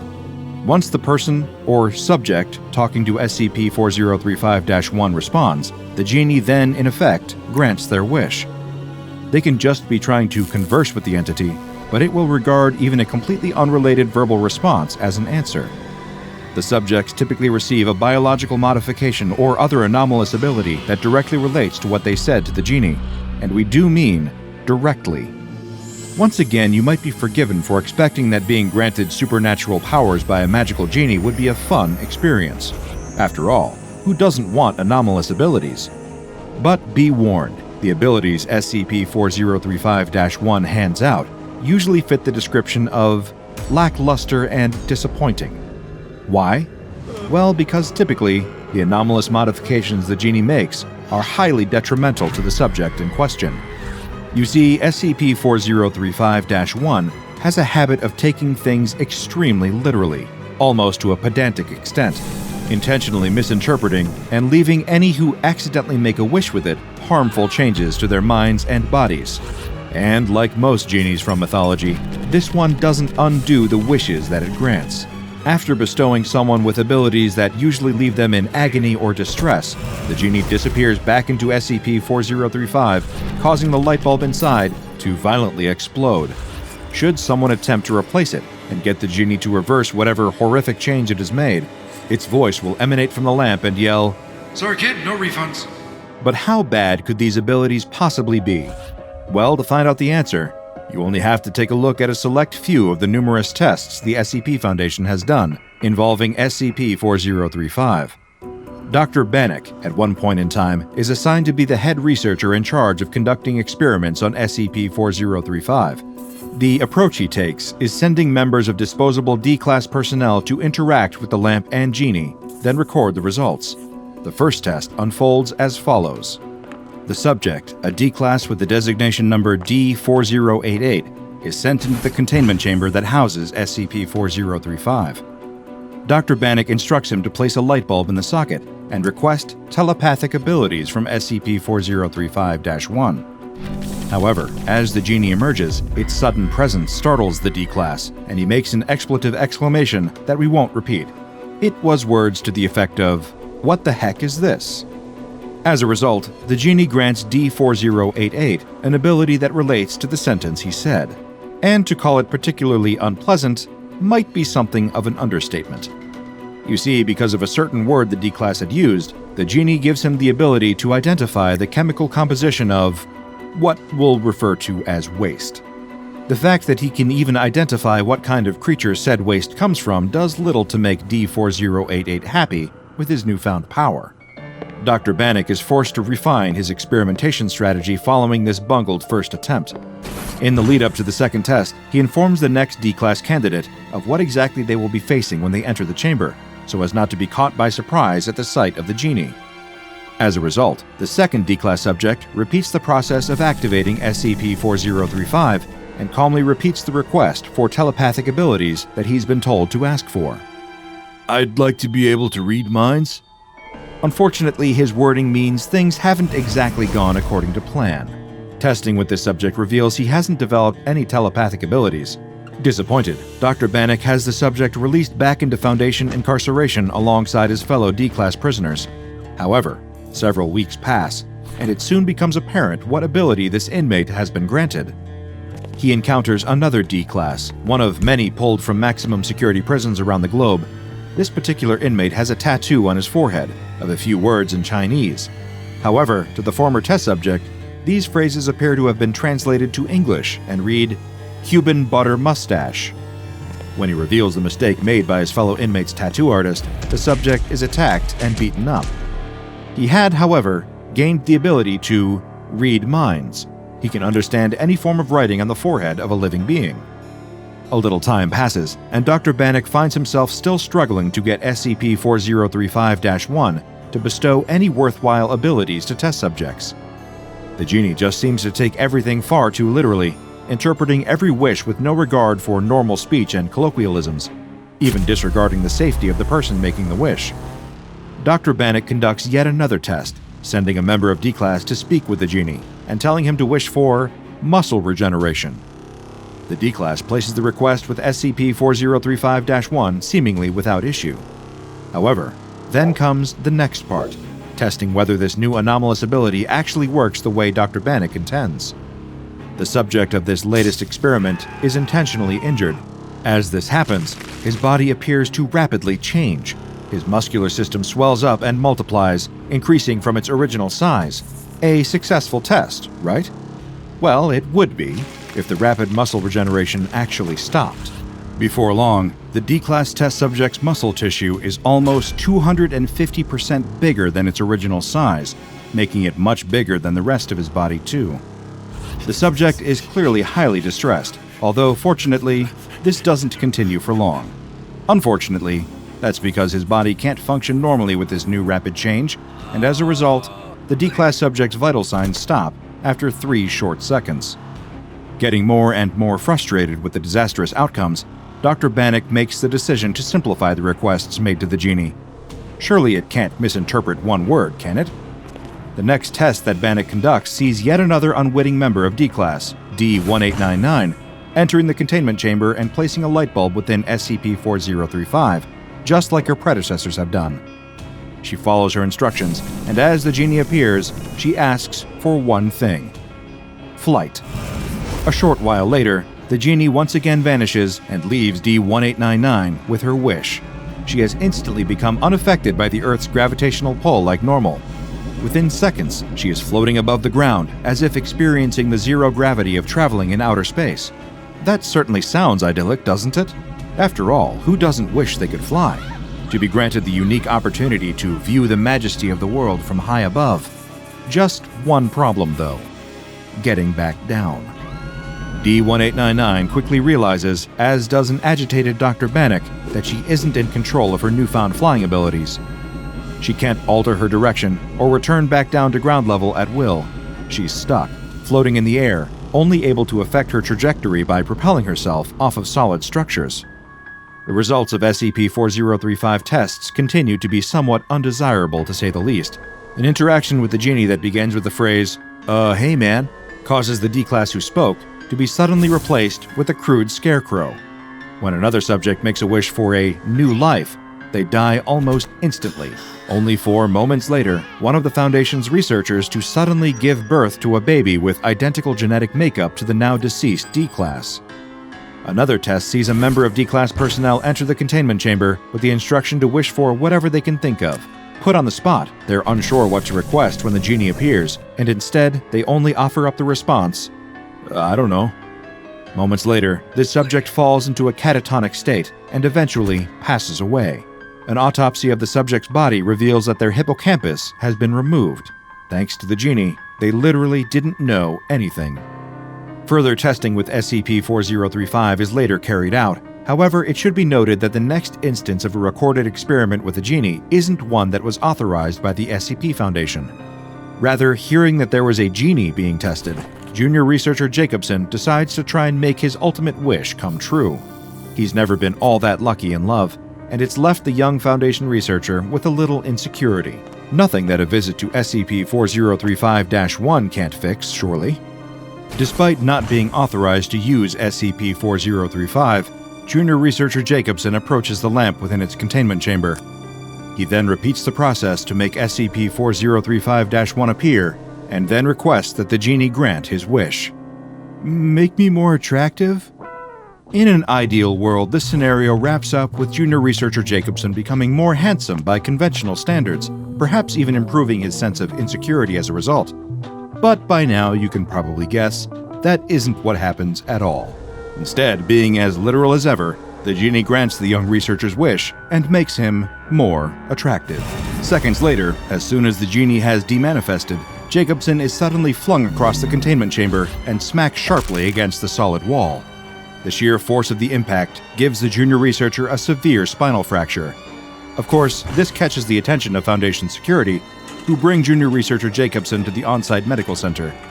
There, he is given a full analysis, and this reveals the extent of just how attractive the genie has made him.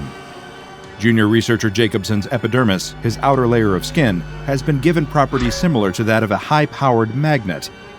He has been magnetically attracted to the metallic walls of the containment chamber, resulting in a spinal injury that would claim his life only 2 hours later. The extensive testing with SCP-4035 is still ongoing, and as a result, the Foundation sees it fit to keep a large supply of light bulbs near the lamp's containment chamber. Dr. Bannock's research seems to indicate that while a person is in close proximity with SCP-4035, they are more likely to suffer a sudden and inexplicable speech problem. For example, the most common of these are parapraxis, commonly known as a Freudian slip, or ankyloglossia, which is a condition wherein the skin joining a person's tongue to the bottom of their mouth is shorter than usual, and this affects normal tongue movement, sometimes being called a tongue tie. Being closer to SCP-4035-1 increases the chances of suffering some form of unintended speech mistake by 68% when talking to the genie. To cut a long story short, the genie doesn't just intentionally and obtusely interpret everything literally, but also directly affects how clear a person will be while making their wish. As for exactly where SCP-4035 comes from, there's little information available. Some theories suggest it might well be an actual mythological genie, who is just tired of spending so many centuries in the business of granting wishes for mortals. After all, imagine you get trapped in a desk lamp for all eternity and have to magically fulfill the requests of anyone that comes across you. Living through that for so long is liable to make a genie bitter and petty. Then again, perhaps the genie isn't even really a genuine genie. It doesn't inhabit an oil lamp, but instead a broken table lamp. And instead of granting wishes in the way they're intended, it misinterprets and takes things too literally, leaving the poor fools who thought they'd be blessed with supernatural powers to deal with the consequences. But perhaps that's the point. If nothing else, the genie residing in SCP-015 serves as a reminder of that important lesson: to be careful what you wish for. In any case, if we were going looking for a genie, we'd take the friendly Robin Williams type over this pedantic jerk any day. Team 2 moves towards the Red House, weapons at the ready. Their comms crackle with information, being relayed to them from the drone overhead. One heat signature inside. The target is definitely home. The squad leader motions to the soldiers, gesturing for them to cover the team's flank. 2 of his men understand immediately, their rifles raised. The rest of Team 2 form up, waiting for the order to breach the door. But before the words can leave his mouth, one of the men, T2-2, notices the door handle move. He calls out, alerting the others. Their formation tightens. So too does the pressure on the grips of their rifles, just as the target appears from behind the door. The squad leader steadies himself. He knows the target looks like an ordinary woman, or at least she used to. The live feed playing through the goggles affixed to his helmet showed the truth. Huge splotches of red cover most of her face, trailing down her neck and arms, all the way to the fingers that are wrapped around a kitchen knife. The target sweetly, innocently even, welcomes the armed men at her door, inviting them in. The squad leader barks at her to get down on the ground, to drop her weapon. But still, the target insists that the team of heavily armed men in tactical gear just stop being silly, and tells them to come on inside and stay for a while. She takes a half step out of the doorway towards Team 2, knife still firmly in her hand, despite the squad leader's warnings to stay where she is. None of his orders to drop the knife and stay put seem to deter her. T2-4, the closest team member to her, reaches for his belt and slowly unclips a thermite grenade. The Foundation already cleared its use. The target needs to be burned. Then she says something that makes a chill run down the whole team's spines. We just want to have some guests. Please, come in. As far as any of the team can see, there is no we, just the target standing there alone, unless she means we as in the things growing on her face. The squad leader barks at her again, louder than ever, demanding that she drop the knife. The target lunges for T2-4 before he can properly prime the incendiary weapon in his hands. The kitchen knife in her hands is plunged into the gap between where his protective plate carrier ends, carving through his uniform and his flesh underneath. Team 2 opens fire. Scarezilla braces for the shudders traveling up his leg as he kicks hard against the glass. It's old and shatters on impact. The aspiring YouTube star quickly pulls his leg back to avoid the shards that come raining down. He takes care to avoid the edges and any leftover pieces of glass that are still clinging to the frame as he makes his way inside. Urban exploration. That's long been the name of the game for Scarezilla. He's just cracked his first 100,000 subscribers, and it's time to start taking the road to the first million seriously. Only a few years earlier, it had just been a fun way to goof around with friends and visit spooky abandoned buildings. Now, it's suddenly looking like it might be a viable way for Scarezilla to make money. But to take it seriously, he's had to make some choices. Clicking on his flashlight, the bright white beam illuminates the corridor in front of him. Before progressing any further, he pulls 2 essential items out of his bag, his mask and his new cell phone. The latter is obvious. Without his pride and joy, he'd be lost. The camera shoots in 4K, and its built-in flash was perfect for exploration in dark, abandoned buildings. And streaming live to celebrate 100,000 subscribers would be literally impossible without it. The other is the result of a tip his dad gave him when he started taking this YouTuber thing seriously. Buy an asbestos mask. The dangerous thing about a lot of old buildings isn't just the risk of injury, It's that they tend to contain materials that are real hazardous to your health. So Scarezilla's dad gave him some free advice to get an asbestos mask, and then write it off as a business expense when tax time comes around. Slipping the mask and tightening the straps, Scarezilla sets up the stream and starts to give an intro to the folks watching from the comfort of their bedrooms. A lapel mic is clipped to his shirt, catching more of his voice so it's not too muffled by the mask. He welcomes his subscribers to another killer stream, a handful of comments of support cheering Scarezilla on and getting him amped up for the stream. Something moves. The sounds of something alive echo down the deserted corridor. Scarezilla jumps, visibly reacting to the people watching his stream, but quickly writes the noise off. It was probably a rat. A few more viewers join the stream as Scarezilla starts heading off down the corridor. He peers into rooms, leading with the phone, casting its light over the empty hospital that has started to rust and rot. The hospital looks exactly like it did when it was first abandoned, like everyone just walked out and disappeared one day. Parts have been scorched to almost a cinder. Scarezilla remembers reading that there had been a forest fire in the area that wiped out most of the small town. Wandering through places like this, it's hard for Scarezilla to ignore just how isolated he is. Once upon a time, he and his friends would have been exploring places like this together, searching out creepy buildings that they'd heard ghost stories about. They would usually bring along bats and spray paint to add to the vandalism that already covered the place. But he'd let them all go now.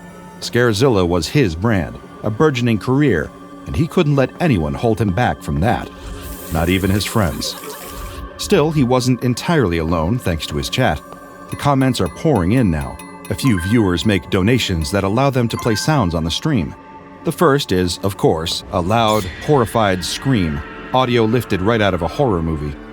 It's easy to laugh it off, having fully anticipated that the viewers watching would try to throw him off and scare him.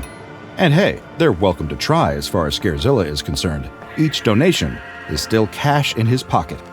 He cuts through wards of vacant hospital beds, panning the phone's camera over them, trying to ignore the commenters mentioning that it was almost certain that some patients would have died in those beds. Then another noise distracts Scarezilla, not one from the stream on his phone, but something toppling over in the next room. He freezes. Nothing that's been left still in an abandoned place falls over all on its own. Something has to knock it over. He tries to tell himself it's just another rat, but the viewers on the stream have heard it too, and like an enthusiastic audience, they want to see what caused it. Knowing full well that nothing is likely to jump out of the dark and attack him, Scarezilla reluctantly exits the ward he'd been in. He crosses through another empty, burned corridor towards the room the sound had come from. Sure enough, an old stand for an IV bag seems to have fallen to the ground. Peering around the room with the tiny white LED of his phone, Scarezilla tries to see what had caused it. A dark shape shoots out from under a hospital bed. Scarezilla feels it racing over his foot and screams, dropping his phone screen down, the camera facing the ceiling. The light from the flash catches an enormous, engorged rat as it scurries out of the room. Scarezilla sighs in relief, then braces himself for the inevitable roasting from his commenters. Reaching for his phone and flipping it over, announcing that it had just been a rodent of unusual size, he expects to see messages mocking the scream he let out. But instead, the comments all seem to be discussing something else, barely interested in what had happened to Scarezilla. The chat is alive with comments about the ceiling. Strange dark circles. At UrbexFan420, ew, what is all that stuff? At SpookyWatcher237, gross, is that mold? At Here in My Garage 7 replied, nah man, that's just from where the building got char-grilled. At DeGrabber68 replied, there's something up with that ceiling, dude. What are all those dark circles? Scarezilla cranes his neck to look at the ceiling, where the phone camera had been pointing to only a moment ago. There's nothing there. It's a little worse for wear, but hardly anything unusual for an abandoned building. And there are no signs of any of the dark circles that his commenters were talking about. Thinking he's figured out what's going on, the urban explorer sighs and playfully scolds his chat for trying to trick him, ignoring their insistent comments to turn around, look at the ceiling.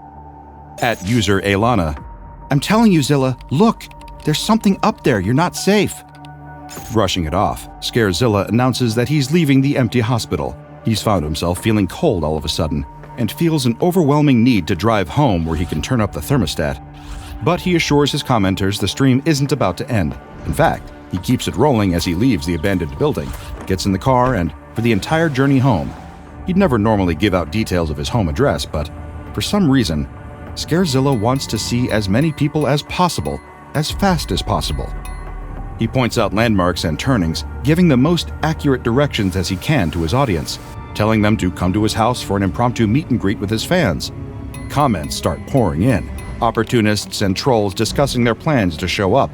Only a few minutes after Scarezilla makes it home and turns up the heat, the first of his viewers arrives.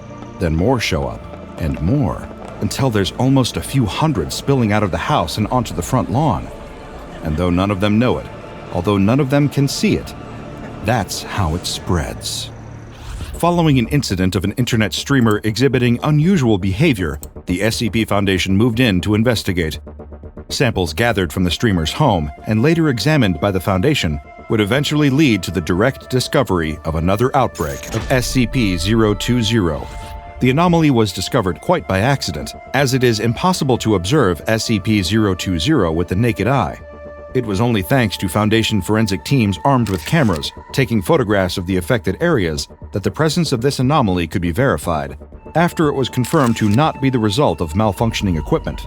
It appears that through some unknown anomalous means, SCP-020 is only visible through the use of cameras.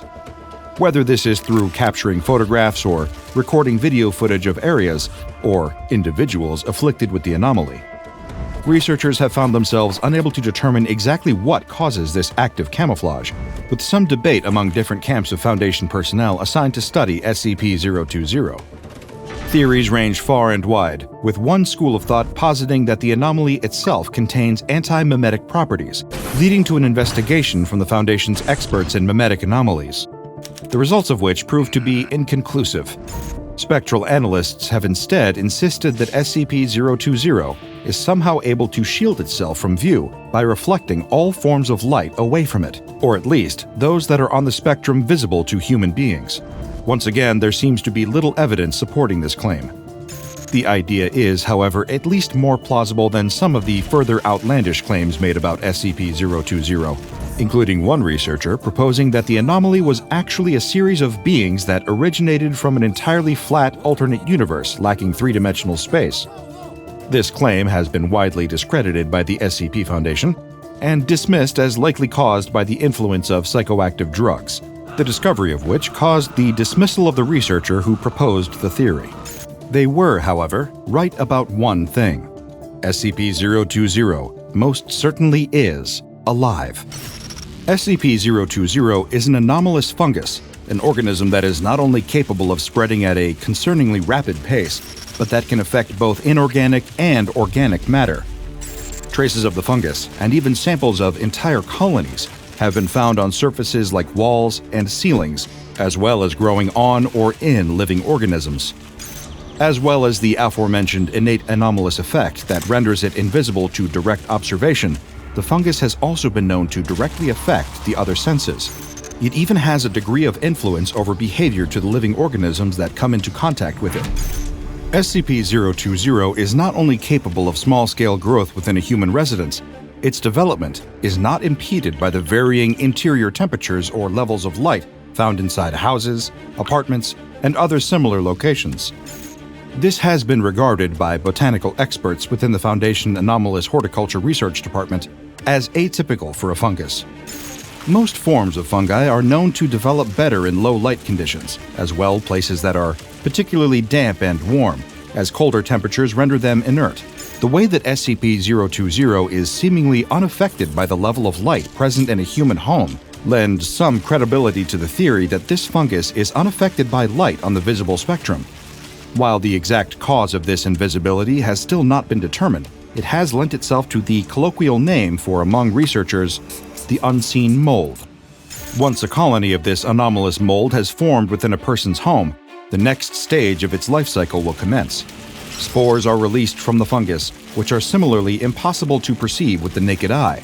However, during testing and observation with video surveillance of SCP-020 samples, Foundation researchers have been able to determine that there is a pattern to how these spores behave once released, and how those affected by them behave. Whether the spores make direct contact with skin or are unknowingly inhaled, they will cause a rapid change in the affected person's frontal lobe, the part of the brain responsible for being the behavioral and emotional control center. The specific change that is triggered by the spores is universally the same, regardless of the human subject that is affected by SCP-020. An affected subject will find themselves starting to feel cold, suggesting that the spores are able to directly affect a specific area of the brain's parietal lobe, the somatosensory cortex. Any Foundation neurology expert will tell you that this is the area of the brain that assesses and processes touch-based sensations from all over the body, including position, pressure, pain, and, crucially, temperature.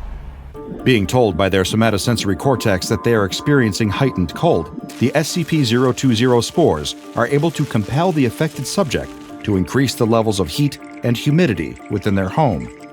This is usually achieved with the aid of thermostats and other home heating technology, but the Foundation is aware of several cases of SCP-020 colonies forming in rented accommodations without adequate heating facilities. Researchers are still impressed and a little alarmed at the methods employed by spore-affected individuals who are able to successfully raise temperature and humidity levels in these environments.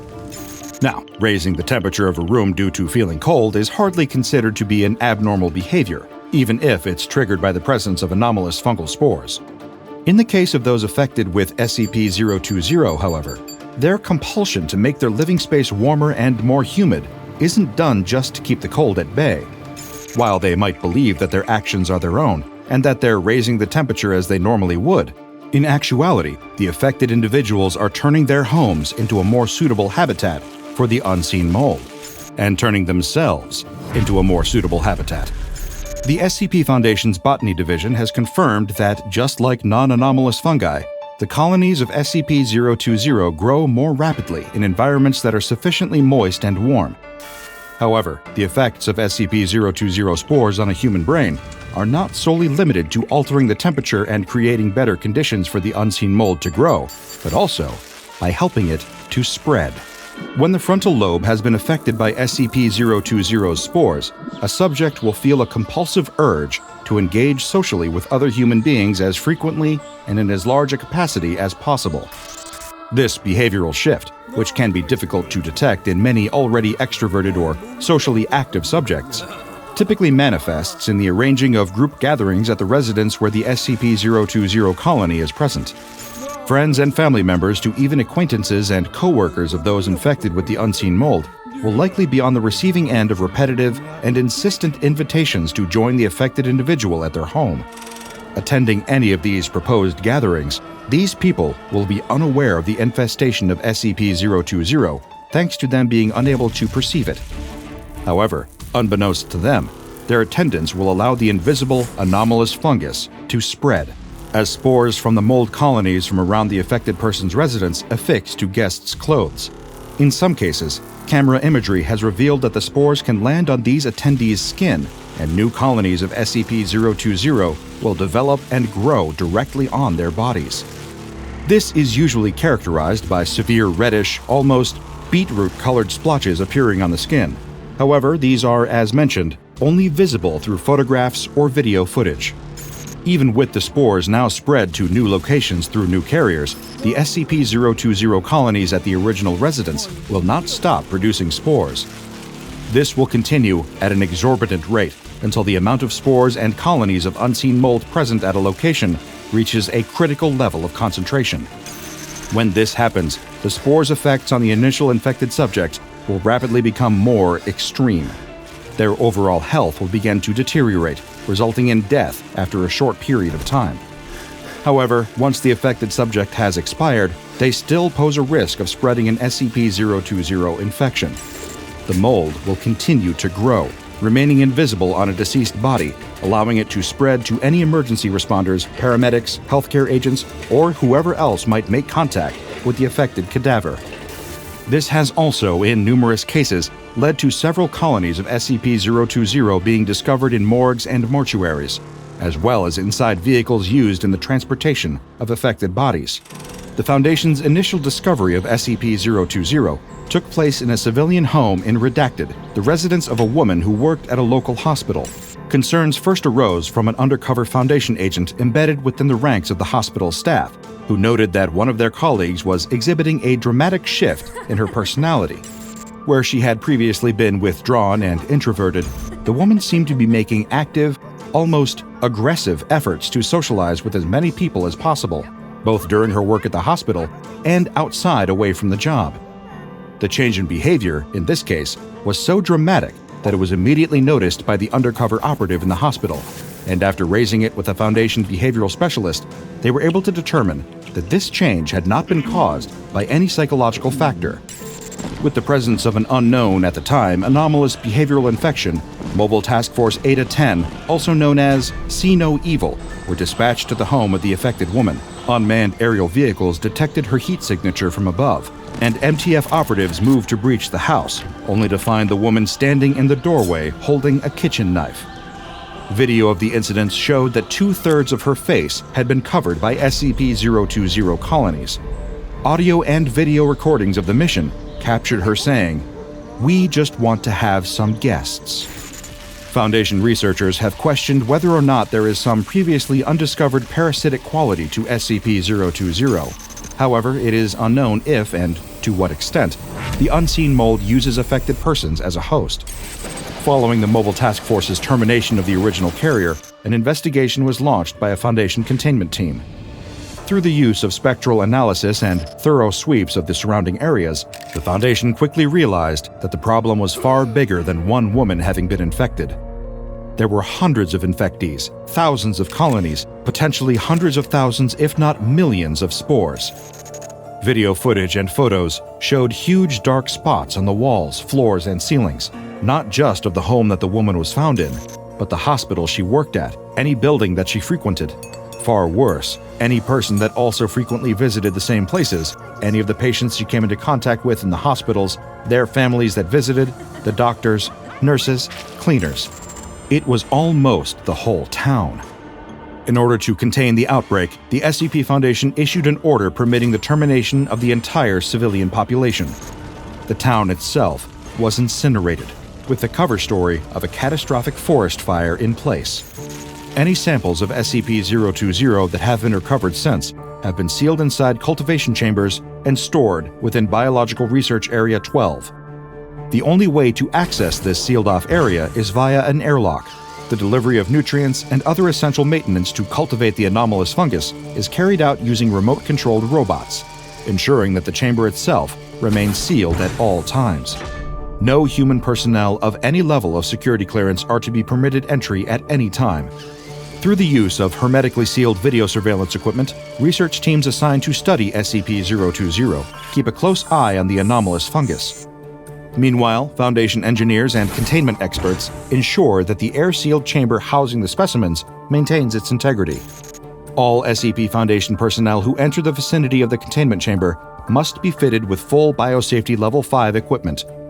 This includes the appropriate rebreathers. Upon exit of the area, they must submit to a full antifungal disinfection treatment. There have been reports of at least 12 separate outbreaks of unseen mold. The Foundation is continuing to investigate the possible source of the fungus and develop preventative measures. However, at present, there is no known way to counteract the effects of an SCP-020 infection in humans. The seemingly endless snow stretching across the Siberian wilderness. Towering pines, their branches heavy with frost, framing the landscape. The stillness was broken only by the distant howling of wolves.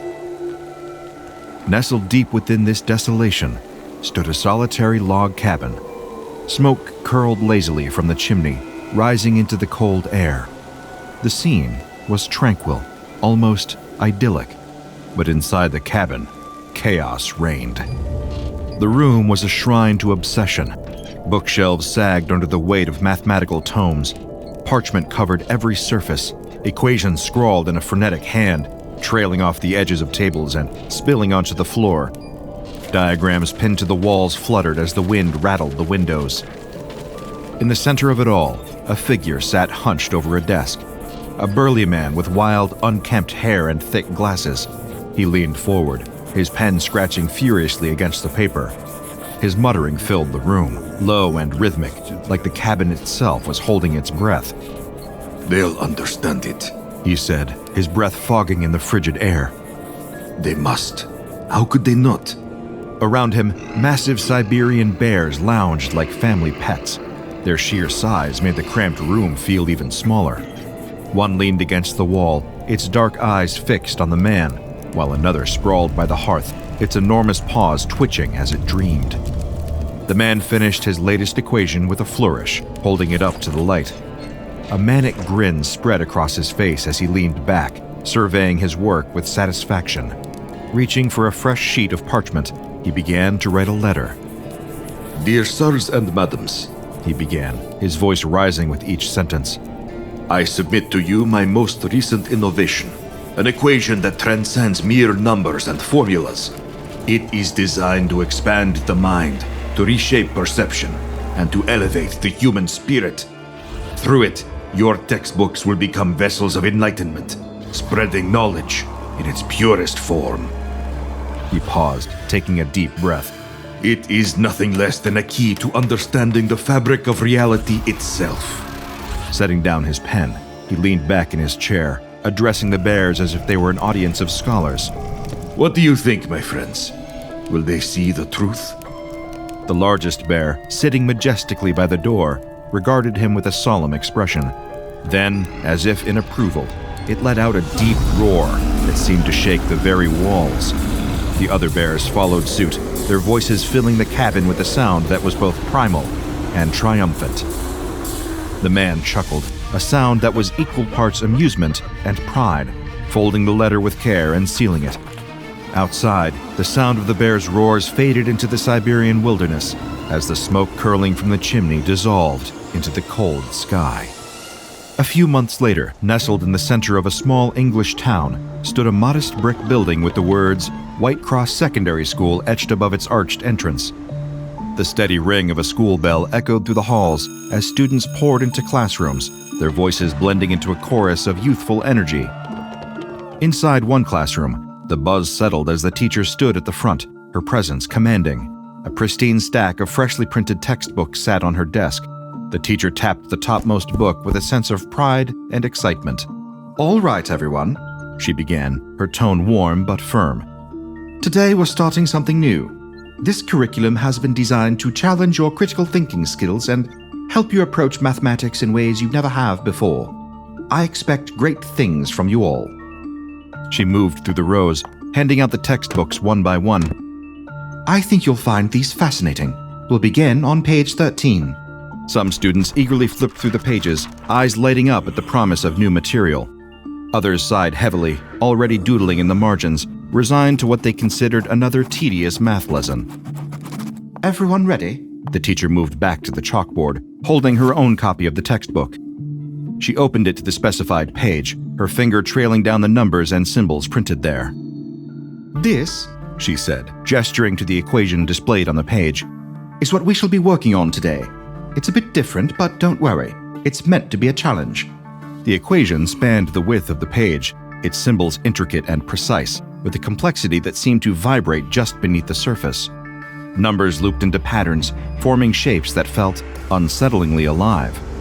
A few students gasped audibly. "It's like it's moving," one whispered, leaning closer to their book. "That's impossible," another muttered, though their voice lacked conviction. From the front of the room, the teacher smiled encouragingly.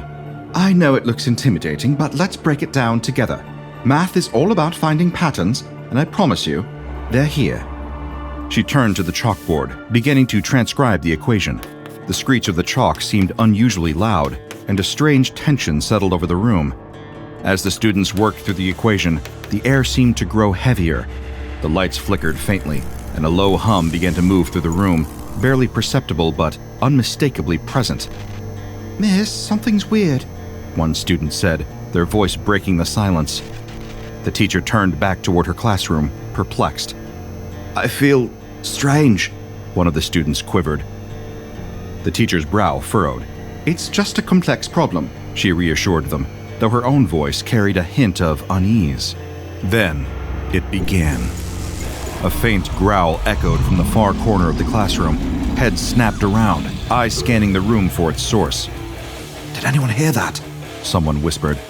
Another growl, louder this time, and a shadow flickered across the wall. The teacher froze, her eyes darting toward the sound. Everyone stay calm, she said, her voice steady despite the growing unease. It's probably just... The explanation never came. A massive, fur-covered form materialized near the back of the room, its golden eyes gleaming with predatory focus.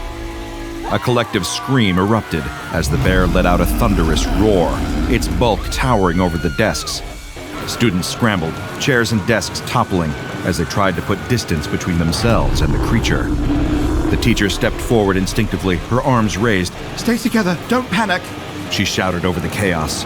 The bear took a step forward, its claws scraping against the linoleum floor. The hum in the air intensified, and the equation on the chalkboard seemed to shift, its symbols warping subtly. More growls followed, and the impossible happened again. Another bear appeared, and then another. The creatures prowled between the desks, their sheer size and presence dominating the small classroom. The teacher stood frozen, her gaze locked on the bears as they circled the room. The students huddled together in corners, their fear palpable. And on the chalkboard, the equation seemed alive now, its symbols twisting and warping as though mocking the chaos it had unleashed. The growls of the bears filled the room, a low, guttural symphony that drowned out the sobs of the fear-stricken students. Their eyes gleamed as they prowled between overturned desks and shattered chairs. The teacher pressed herself against the wall, her chest heaving as she struggled to maintain composure. But the chaos unfolding before her made even basic thought impossible. As if on cue, the school's alarm system blared, its shrill tone cutting through the cacophony. Red emergency lights strobed in the hallways, casting long, jagged shadows that writhed and twisted with every pulse. Outside, emergency vehicles screeched to a halt, their lights flashing in frantic bursts. Police officers and firefighters poured onto the school grounds, their commands barely audible over the rising panic of onlookers. Among them, a heavily armed SWAT team emerged, clad in black armor and carrying rifles drawn. What's the situation? One officer barked into his radio. We've got multiple reports of animals, possibly bears, inside the building, came the static-laden reply. Inside, the reality was far more horrifying than any of them could imagine. The teacher clutched her desk for support as the bears stalked closer. Just as she opened her mouth to plead to anyone, anything, a muffled whimper came from the far corner of the room, drawing her gaze. One of the students was trembling violently, their body jerking as though caught in an invisible grip. Their skin flushed crimson, veins bulging unnaturally. The teacher took a hesitant step forward, reaching out instinctively. Are you... The words died in her throat as the child's body twisted with an audible crack, their features distorting grotesquely. Fur erupted from their skin as their frame expanded into a hulking, bestial form. No! The teacher screamed, stumbling back. But it was already too late. The transformed child, a bear now, released an earth-shaking roar and lunged at the nearest cluster of students. Chaos erupted anew as desks shattered and screams turned to wails of agony. One by one, other children began to convulse, their cries blending with the monstrous growls as they too succumbed to the transformation. Fur replaced flesh, bones cracked and reformed, and human voices gave way to feral roars. The remaining students were no match for the onslaught. The newly transformed bears tore through the classroom, their claws mauling flesh and their jaws snapping through bone. Blood sprayed across the walls, pooling beneath shattered desks and trampled books. The teacher could only watch in frozen horror as the room descended into a scene of unspeakable carnage. By the time the growls subsided, silence reigned once more, broken only by the faint, metallic buzz of the classroom's fluorescent lights. She stood alone, trembling, surrounded by the bears that had once been her students. Their golden eyes glinted in the dim light, their massive bodies shifting as they turned their focus toward her. Her legs buckled beneath her, but she forced herself to remain standing, her chest rising and falling with shallow, rapid breaths. The largest bear moved forward, each thundering step echoing across the classroom floor. Its sheer presence was suffocating. Its eyes locked onto her with a predatory intensity that froze her in place. The teacher's body quivered, her mind racing, her lips parted, mouthing silent prayers. The bear raised a massive paw, claws glinting with the red of its most recent victims, and took another step closer. Suddenly, a deafening gunshot ripped through the air, shattering the eerie stillness. The classroom window exploded inward, sending shards of glass scattering across the floor. The bear's massive frame shuddered as the bullet tore into its flank, crimson streaking its fur as the bullet struck deep. It whirled toward the source of the attack, its eyes blazing with fury. With a savage roar, it launched itself through the shattered window, landing heavily on the grass outside. The crowd of onlookers scattered, screams piercing the air as the enraged bear thundered toward them. Emergency personnel scrambled to respond as the SWAT team opened fire in a desperate attempt to subdue the creature. The bear was relentless. It tore through the first officer it encountered, swiping with claws that shredded armor and flesh alike. The other bears followed suit, leaping from the school's broken windows to join the carnage. The school's parking lot was filled with gunfire, screams, and the unrelenting roars of the bears as they ravaged everything in their path. It was only a matter of hours before the situation drew the attention of the SCP Foundation. Black vans with tinted windows rolled onto the school grounds. As the vehicles came to a stop, the sound of synchronized doors opening echoed like the prelude to a military operation. Agents in tactical gear emerged, their movements precise and deliberate. Black-clad and heavily armed, they carried an aura of unyielding authority. Without a word, they fanned out, securing the perimeter with practiced efficiency. A handful of agents approached the shattered school entrance, their footsteps crunching over broken glass and splintered wood. Survivors, shell-shocked students, and trembling faculty were quickly ushered into waiting vehicles. The agents spoke in low, calming tones, their reassurances almost robotic. Most of the evacuees wore blank expressions, too traumatized to resist, their eyes glazed as they stumbled towards safety. The gathered crowd of growing onlookers was less cooperative. Fearful whispers rippled through them, speculation and panic feeding into each other. A woman demanded answers from an agent. What's happening? Are my kids safe? Tell me what's going on. The agent offered a neutral smile, his tone disarming but firm. Everything is under control, Mom. Please return to your home. She hesitated, her eyes darting to the shattered windows of the school. The agent leaned closer, whispering something she wouldn't remember moments later, as a small spray of mist dissipated between them. She blinked, confused, before quietly turning away, her panic replaced with a vague sense of forgetfulness. One by one, witnesses were intercepted and their memories selectively altered with Class B amnestics. By nightfall, the crowd had dispersed entirely. The schoolyard, once a scene of horror and carnage, was now quiet, save for the occasional murmur of Foundation personnel. Those who left carried no recollection of the events, only an unshakable sense of unease they couldn't explain. The once chaotic classroom had been transformed into a sterile examination site. Bright floodlights illuminated every corner, their harsh beams casting long, ominous shadows. The walls, still streaked with blood, bore silent testimony to the carnage that had unfolded just hours earlier. In the center of the room, the chalkboard remained untouched, the equation scrawled across its surface unassuming at first glance. Yet, as moments stretched, the air around it seemed to ripple faintly, charged with a tension that pressed against the walls. The symbols, motionless yet alive with hidden intent, seemed to hum with an inaudible vibration, like the lingering resonance of a struck tuning fork. Metal tables were brought in, each one meticulously organized with containment bags. Textbooks, retrieved from the wreckage, were stacked neatly, their covers pristine despite the devastation. One researcher stood over a textbook, gloved hands trembling slightly as they flipped to page 13. The equation stared back at them, its intricate loops and patterns both static and impossibly alive. It's just numbers, the researcher murmured, their voice barely above a whisper, tinged with disbelief. They stared down at the swirling equation on the page. How does it do this? Across the room, an agent standing guard near the doorway shifted, his sharp gaze fixed on the researcher. It's not just numbers, He said grimly, his voice cutting through the hum that had begun to rise again, faint but insistent. not anymore. The vibration in the air grew stronger, no longer subtle, but a low pulse that echoed within their bones. Everyone froze, their breaths catching as the sensation spread. The agent by the door, his face impassive moments ago, suddenly winced.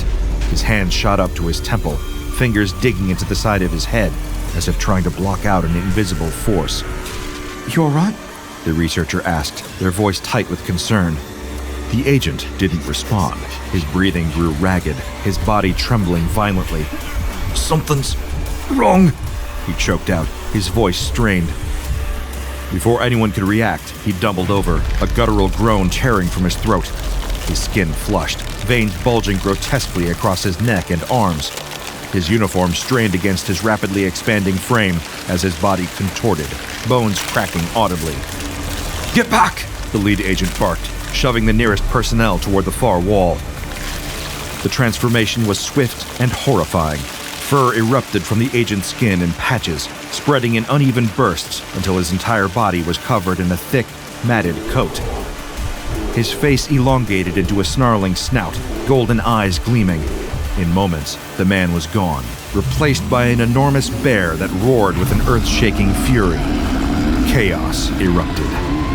The bear lunged forward, swiping a massive paw at the nearest agent. The impact sent the victim sprawling, their body colliding with a metal table before crumpling to the floor in a lifeless heap. Blood splattered across the sterile room, stark against the clinical white floodlights. take it down! The lead agent shouted, his voice cutting through the screams.